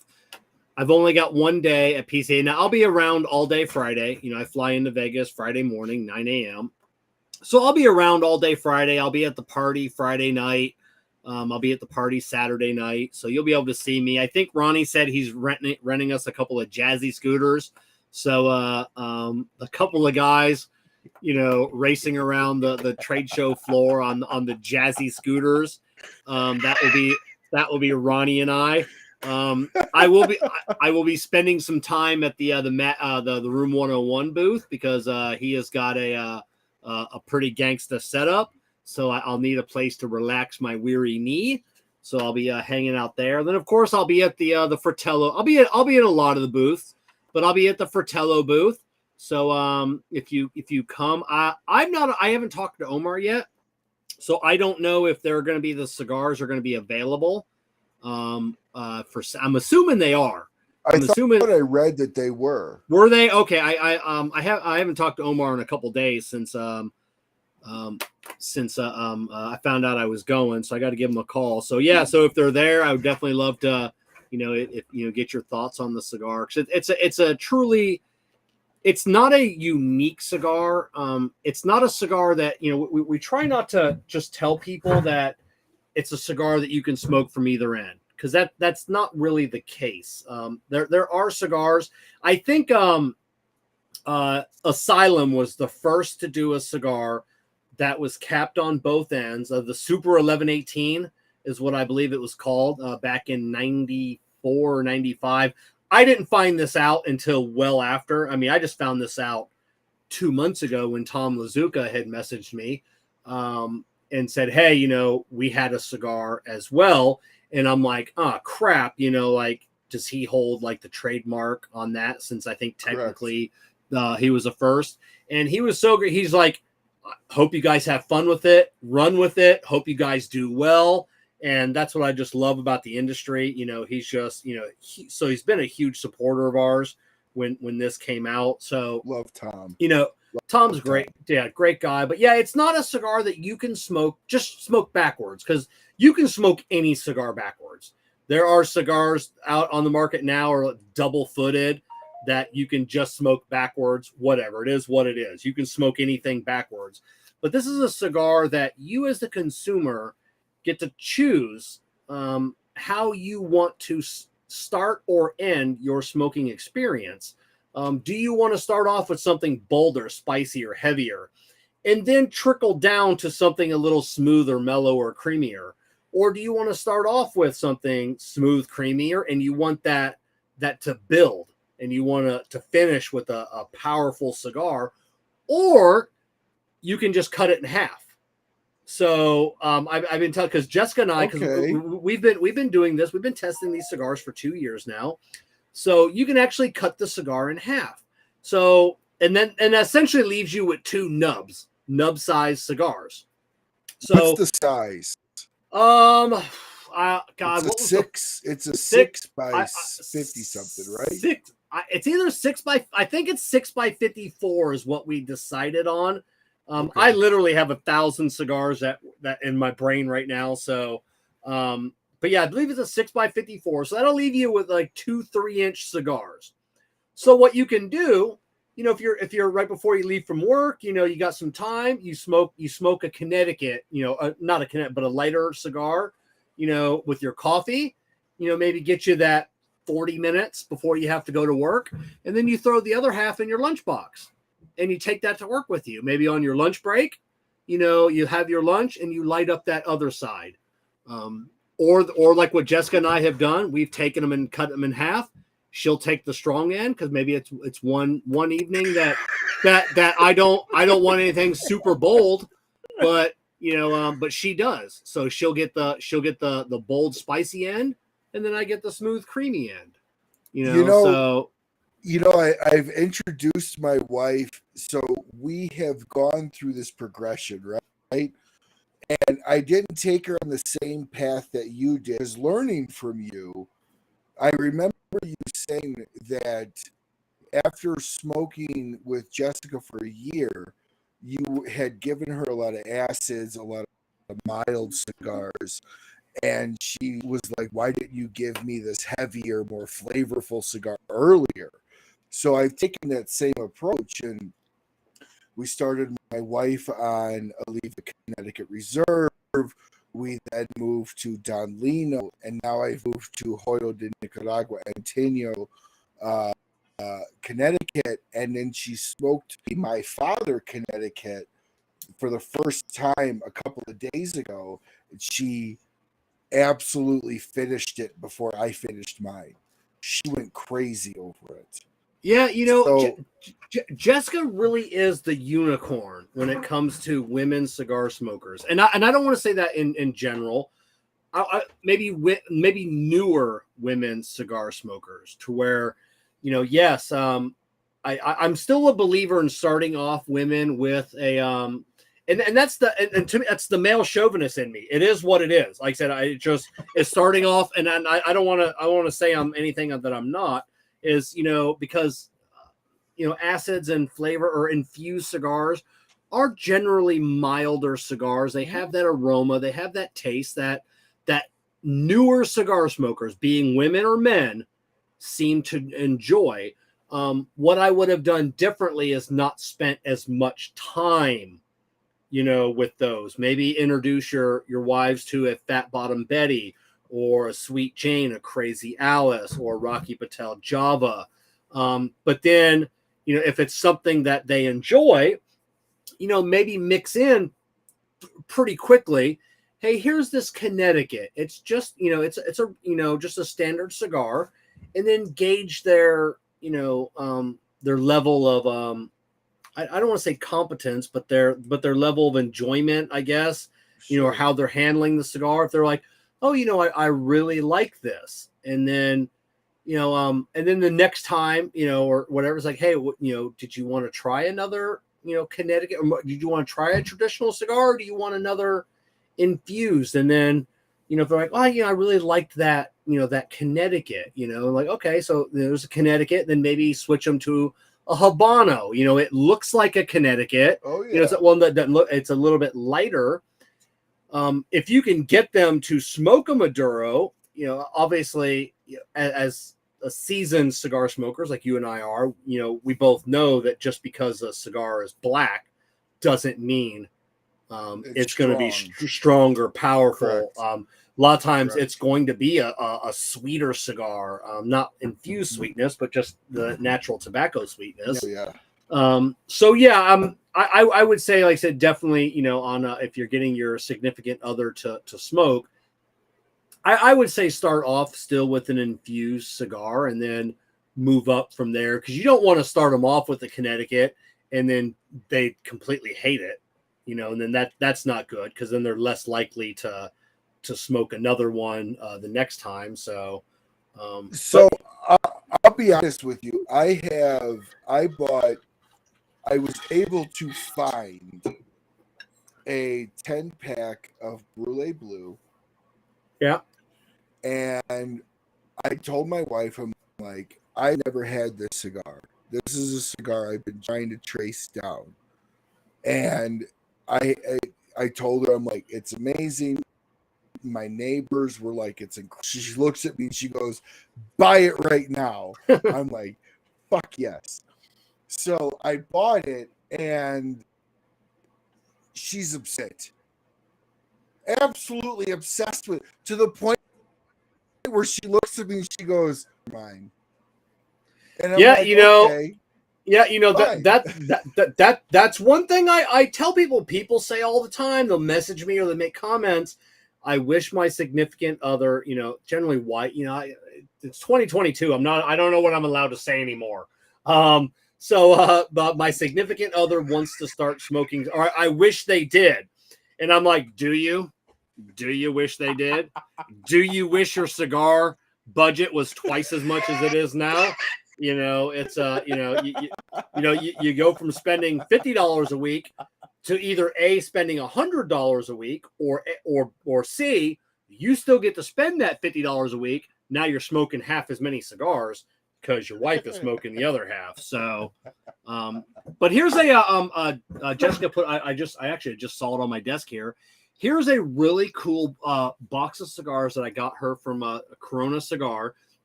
We were watching Fred Ruiz, his new. Have you seen Fred's interviews? It's called The Final Puff. It's the YouTube channel. Absolutely fantastic. Yeah, he interviewed Nurka Reyes from Saga Cigars, and she came out with the short tails. So it's actually a cigar or a box that looks like a book. It legitimately looks like a book. And so when you open it up, it actually, the first couple is actually pages of a book. And it's this one is the Sixth Element. I think she said that there were 7 boxes. They're going to do 10. This is the Sixth Element El Tobacco. And it's just several pages of a story, and then you get to the cigars. Wow, that are inside of it. So creative. I know. So I really want to get all the books for Jessica, just so if you have them all lined up, and what is the price on something like that? It was $86. That's it. Yeah, for there's only 10 in here, so $8.60. So yeah, $86. I don't know. I did see one that was a little more expensive at like $92, but that's still not that bad. So I love this. What a fantastic idea of doing it like this. Oh, and it's so it's so cool. So that was just one I wanted to show everybody.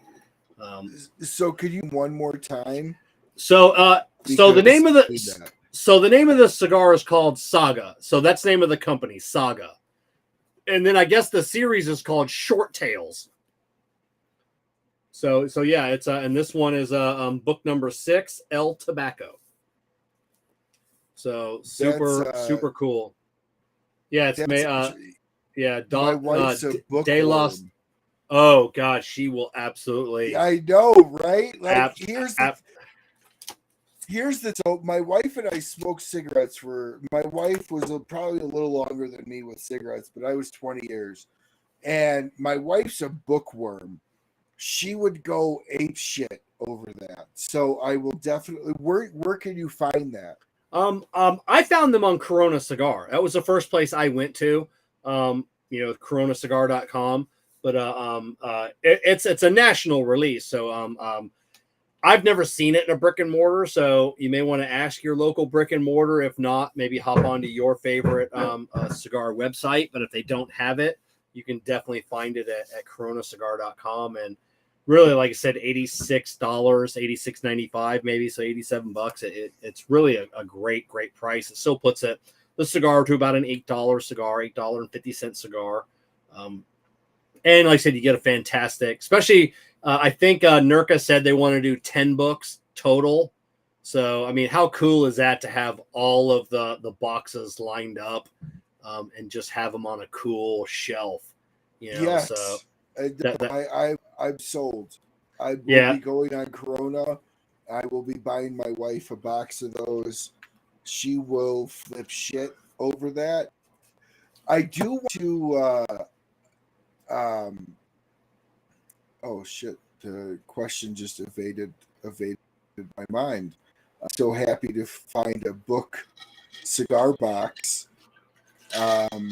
But I do want to ask you kind of what your thoughts are as far as the legalities around what you think that, because I know you talk to Jeff often and Jeff's very outspoken about this. So what are your thoughts on what we're to expect on the horizon inside the cigar world from the FDA? Oh, okay. I thought you were talking about abortion. God. No, I'm like, no. Oh my God. No, I thought you said we weren't going there. Yeah. No. Yeah. God. Every life matters, Brian. Yeah. But it was funny because when I first started off doing shows, and this was going back probably 4 years ago, I was on a Facebook show. I came on as a couple times as a guest, and I came on as a co-host for a while. And then Brad Reith and I were co-hosts for a while, and then we did our own show before I started my own show. But it was early on when I was co-host of that show, and this was FDA was super cracking down on everything. And someone and they asked me, like, it was like a round table. I forget who we had on, and where do you see the cigar industry in 5 years? So this is just 3 years later, maybe. And I said the exact same as it is now. And they're like, you're crazy. And I go, no, nothing's going to change. Absolutely nothing is going to change from where we were at then to where we are at now. And I'm being proven right that absolutely nothing has changed. You can still come out with as many new blends as you want.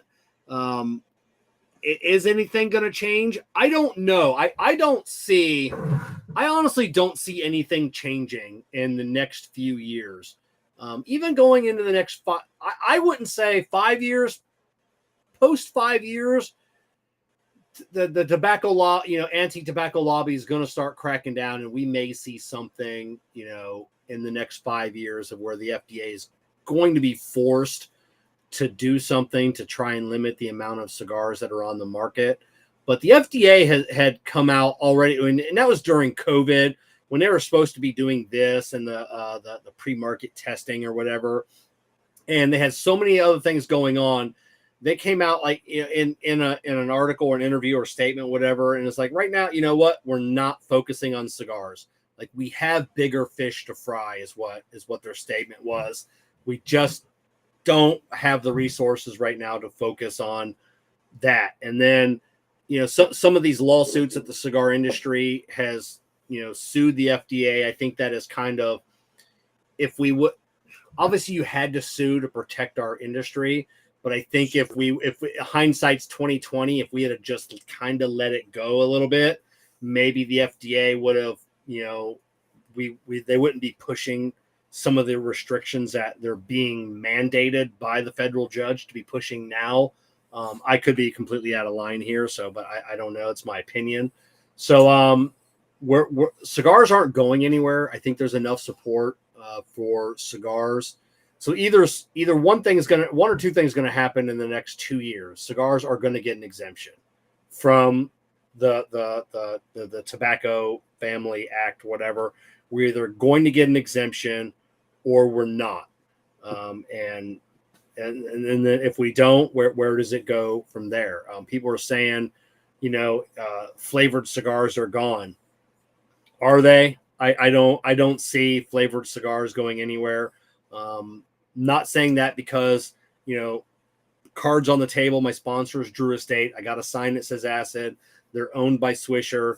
If you go into your average convenience store, 90% of everything on the shelves behind the counter, is going to be a Swisher made product. They have the money to fight some of these regulations. So is maybe the grape cigar going away? I honestly see that in the future, maybe a couple years down from the road, they're not going to have a grape, a cherry, a pina colada cigar. Is the Drew Estate Acid going away? It's not. It is a premium hand rolled cigar. It's not a flavored cigar. It is an infused cigar. And what's really irritating me in the cigar industry, that there are organizations out there, I'm not naming any names, and then there are brand owners, there are consumers, there are lounges that are basically wanting to, okay, you can have acid. Take okay, if you want flavored cigars, infused cigars gone, you can have acid. They're cutting off their hand to save the rest of the body. But then what they don't realize is, once you sacrifice one thing, a government agent, I'm not saying the FDA, a government agency never stops. Never stops. Once they get their claws, once it's, it's okay, we got this and they gave up without a fight. So let's take this, and then let's take this. And then next thing you know, they're coming for your Padron 64. And when you weren't fighting for my fat bottom Betty, I'm not going to fight for your Padron 64. And that's what I feel is going to come to, one day as a cigar industry and as a whole is going to get together and be like, hey, they're coming for traditional cigars now. And I'm going to want to say, go fuck yourselves. Like I said, if you weren't there at the beginning to fight for every cigar, Sure. I'm not going to help you fight for your cigar. And I think the majority of the manufacturers that I know personally, that I have talked to personally, they say the same thing. Whether they want to say it publicly or not, they've told it to me privately. We cannot let the FDA have anything. We can't let them ruin our boxes with this big warning sticker. We can't give an inch, because if once we give that inch, it's going to be a snowball effect. So, Kevin, you would probably, as a deep seated insider in the cigar community, Tom Crenshaw just made a comment talking about, for some reason it will not let me post this comment, talked about how Warner Brothers, have you heard anything about how Warner, and you're also a very well-read person too, Warner Brothers is bringing out a box of Harry Potter themed cigars. He thinks they're being made by Davidoff for release in 2023, and he says this will be looking like the Harry Potter books that are being released in a humidor shaped like a book. Do you know anything about that? I haven't heard that. I don't know where that information's coming from. I'm not saying it's false. I'm just saying I find that extremely hard to believe. That that anybody would come out with a Harry Potter themed, only, and not that it has anything to do with kids. I'm thinking of the licensing agreement with Harry Potter, to have a Harry Potter licensed cigar coming out in a book. I find it hard to believe that J.K. Rowling would allow that. I don't see that ever coming to fruition. I could be wrong. I don't have that information, so I don't know where it's coming from. So, if it comes out, will I buy a box with every book? You goddamn right I will. Well, Kevin, that might be a good thing to focus your news division on and see if that's actually a true statement that Harry Potter cigars are being released in a humidor box-shaped book to look like it. And so, I mean, that would be interesting, right? That would be really, really interesting, and that would be, it'd be interesting to see how the industry reacts to that, because of the industry reaction to marketing for kids. And obviously that's not going to be marketing to kids per se. It's just going to be marketing to Harry Potter fans. Like everything else, there's a difference between marketing to kids versus coming out with something that, Correct. Yeah.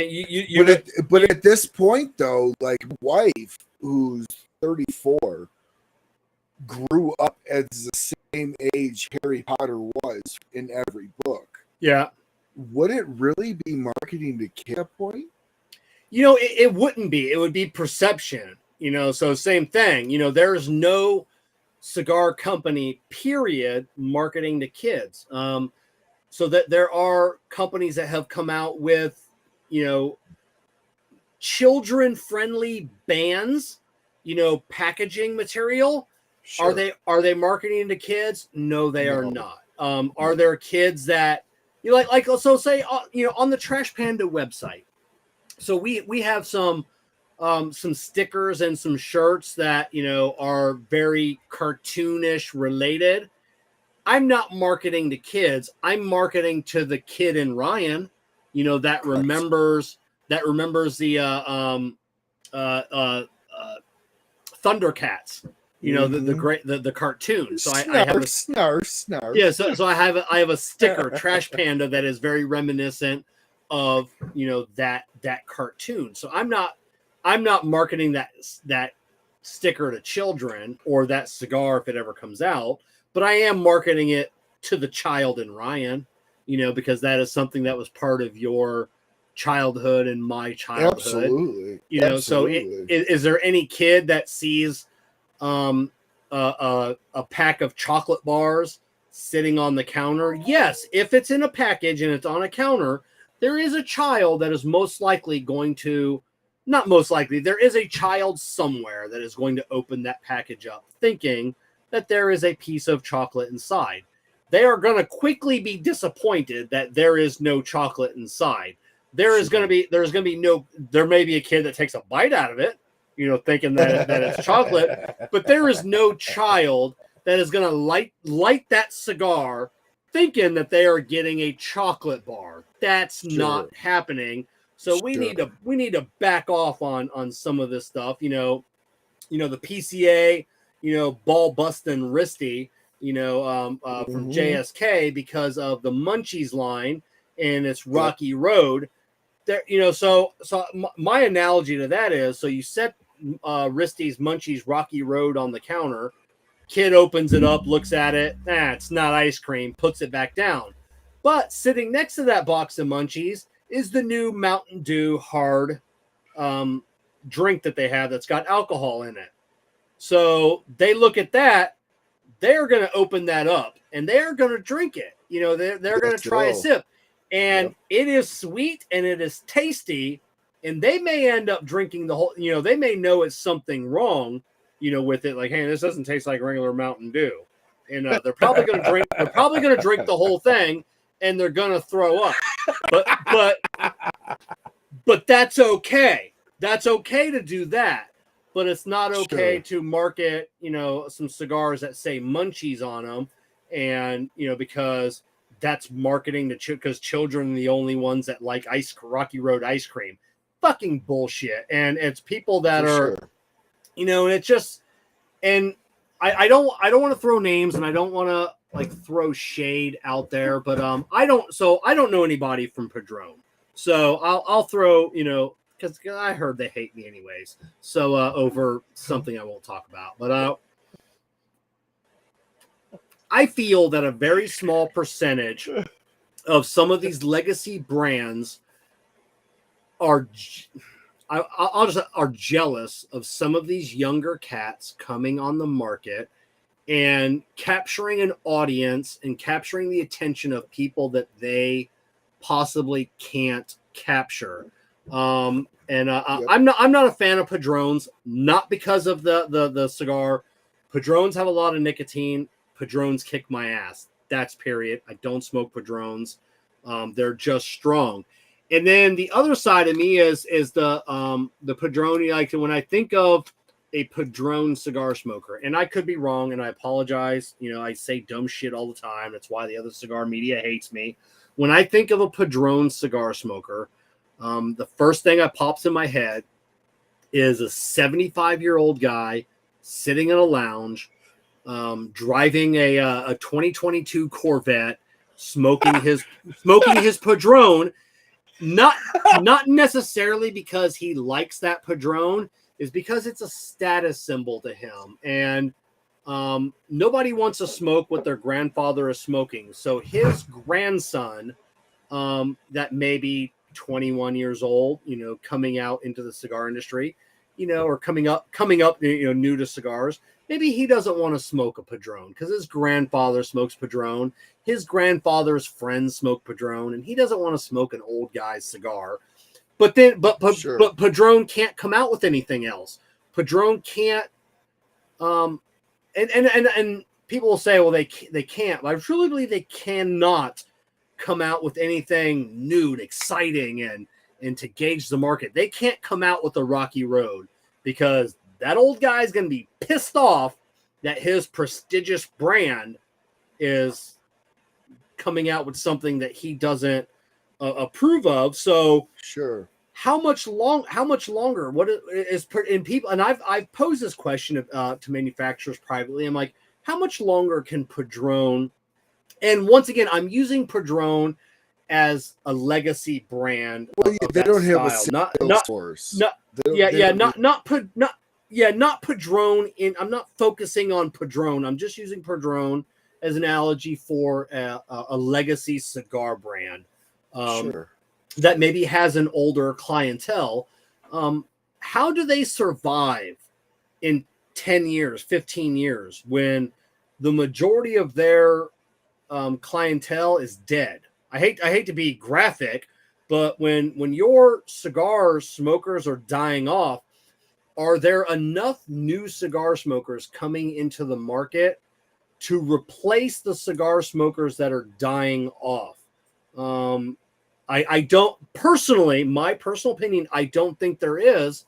So I think Padron and I think some of these other legacy brands are fighting these newer cigar makers that are being innovative, that are being fun with their designs, maybe coming out with some different infusion, marketing, enhancements of the cigar, because they know that every time a new brand comes along, it chips away just a little bit of their market share.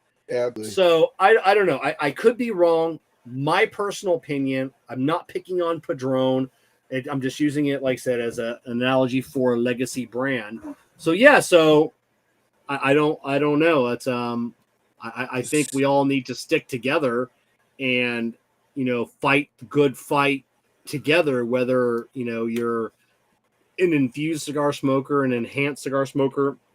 If you like the Munchies by Risty JSK, if you don't, if you like his nugs, with the CBD, if you don't, if you like your Padrones and that's all you smoke, more power to you. I've got friends that's all they smoke is Padron.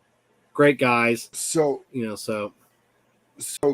Kevin, just to add to the Harry Potter thing, Tim responded back and said he'll try to find more info. It was discussed at Sin Italia at a cigar forum last week.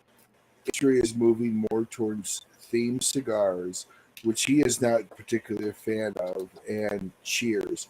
But as we close, though, I really want to understand what your biggest learning curve has been learning trash cigars. There hasn't been a huge learning curve with Trash Panda, only because I've been in the industry for several years now. So I kind of know what's going on the backside. So I think maybe, which a lot of media guys and gals know of what's going on the industry side. I think I don't want to say I know more than they do, but maybe I'm privy to a little bit more knowledge than they are because I've started coming out with my own cigars. So there are things that, someone in the media, maybe they've been to the factory. They've talked privately with the owners. So they know a little bit more. They've peeked behind the curtain and they've seen some of that stuff, but I've not only peeked behind the curtain, I've also spoken with the wizard, personally. So, I didn't come into this like maybe some cigar, I've talked to some, new cigar manufacturer, brand owners, I want to call them, where they buy into the business, buy into the industry. They go down to wherever and they say, hey, I've got a good idea for a cigar. I would like you to blend me a cigar.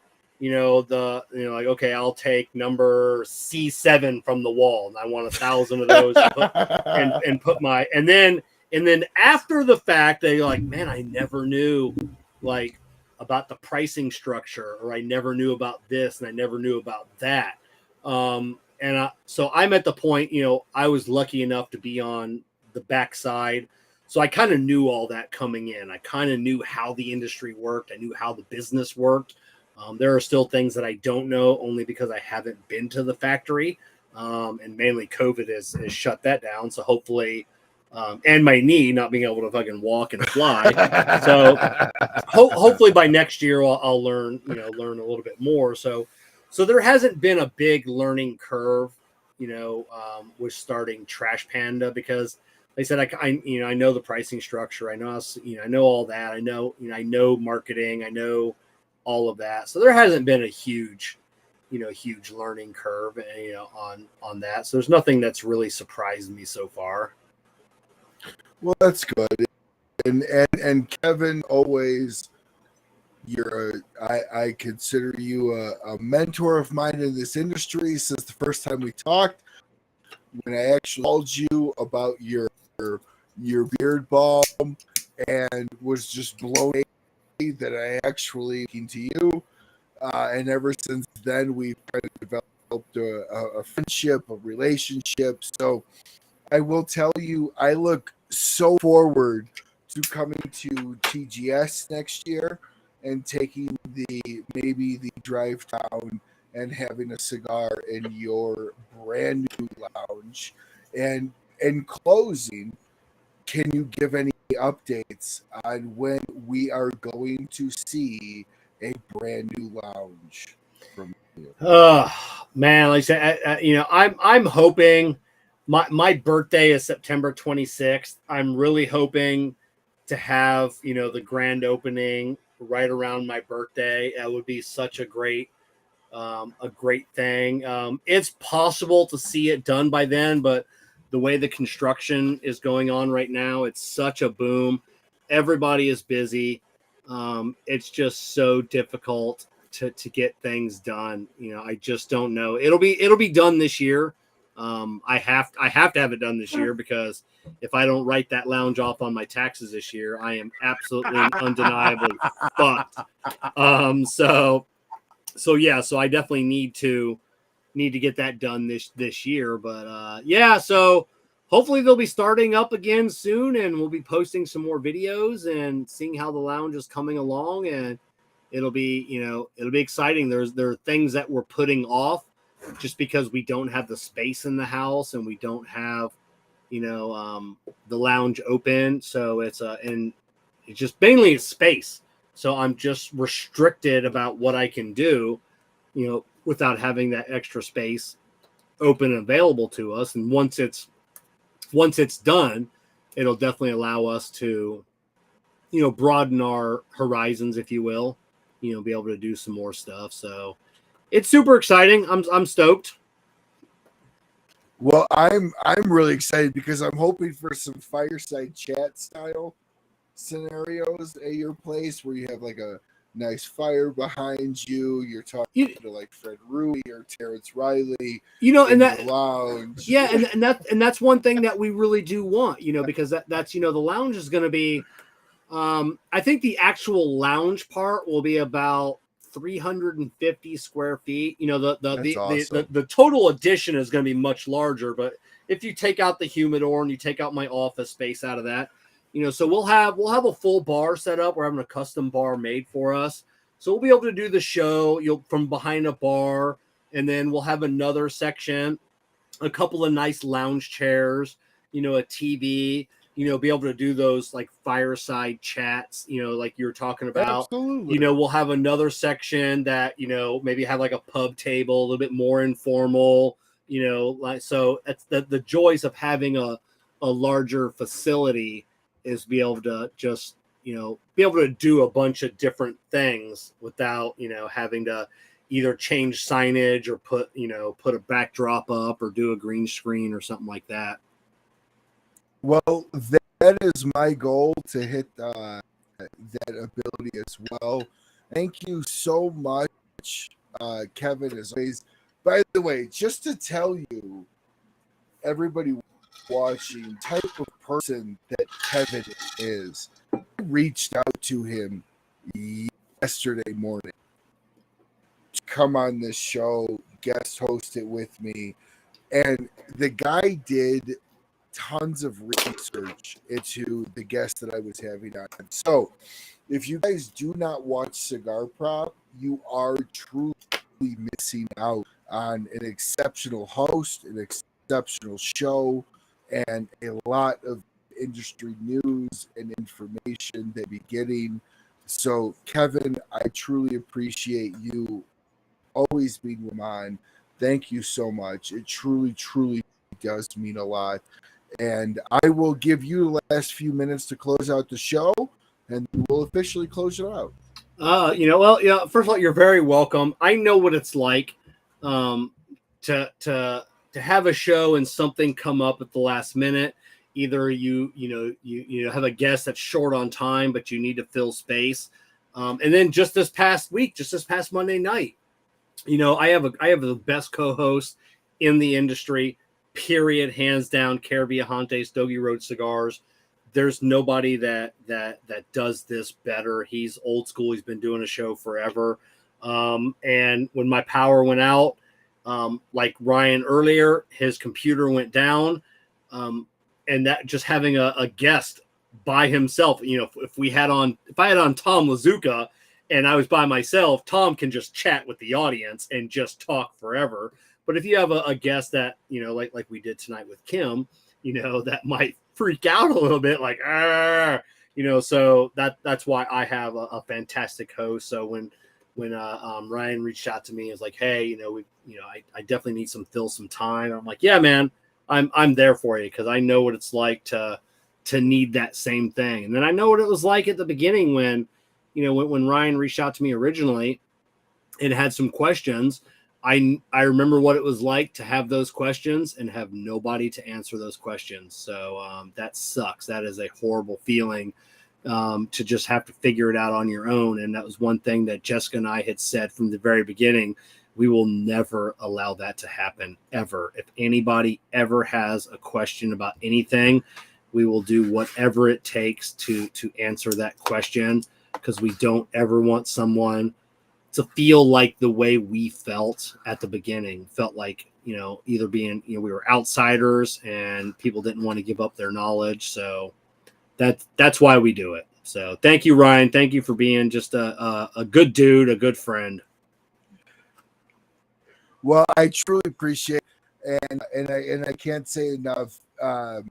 Again, for those of you that do not know, which is probably not the case, Cigar Prop, definitely check out Kevin, his show. It's absolutely fantastic, filled with he is probably the most well-researched host. I fly by the seat of my pants. I am much more a question person, whereas Kevin digs into people's lives and finds out things they don't want to know. So Kevin, from the bottom of my heart, I truly appreciate you always willing to come on and always being somebody that supports me in everything I do, and I do you as well. So thank you so much for everybody tuning in tonight. And until we see you again, smoke what you like, smoke as often as you can. Rest your week, and a great 4th of July. Bye-bye.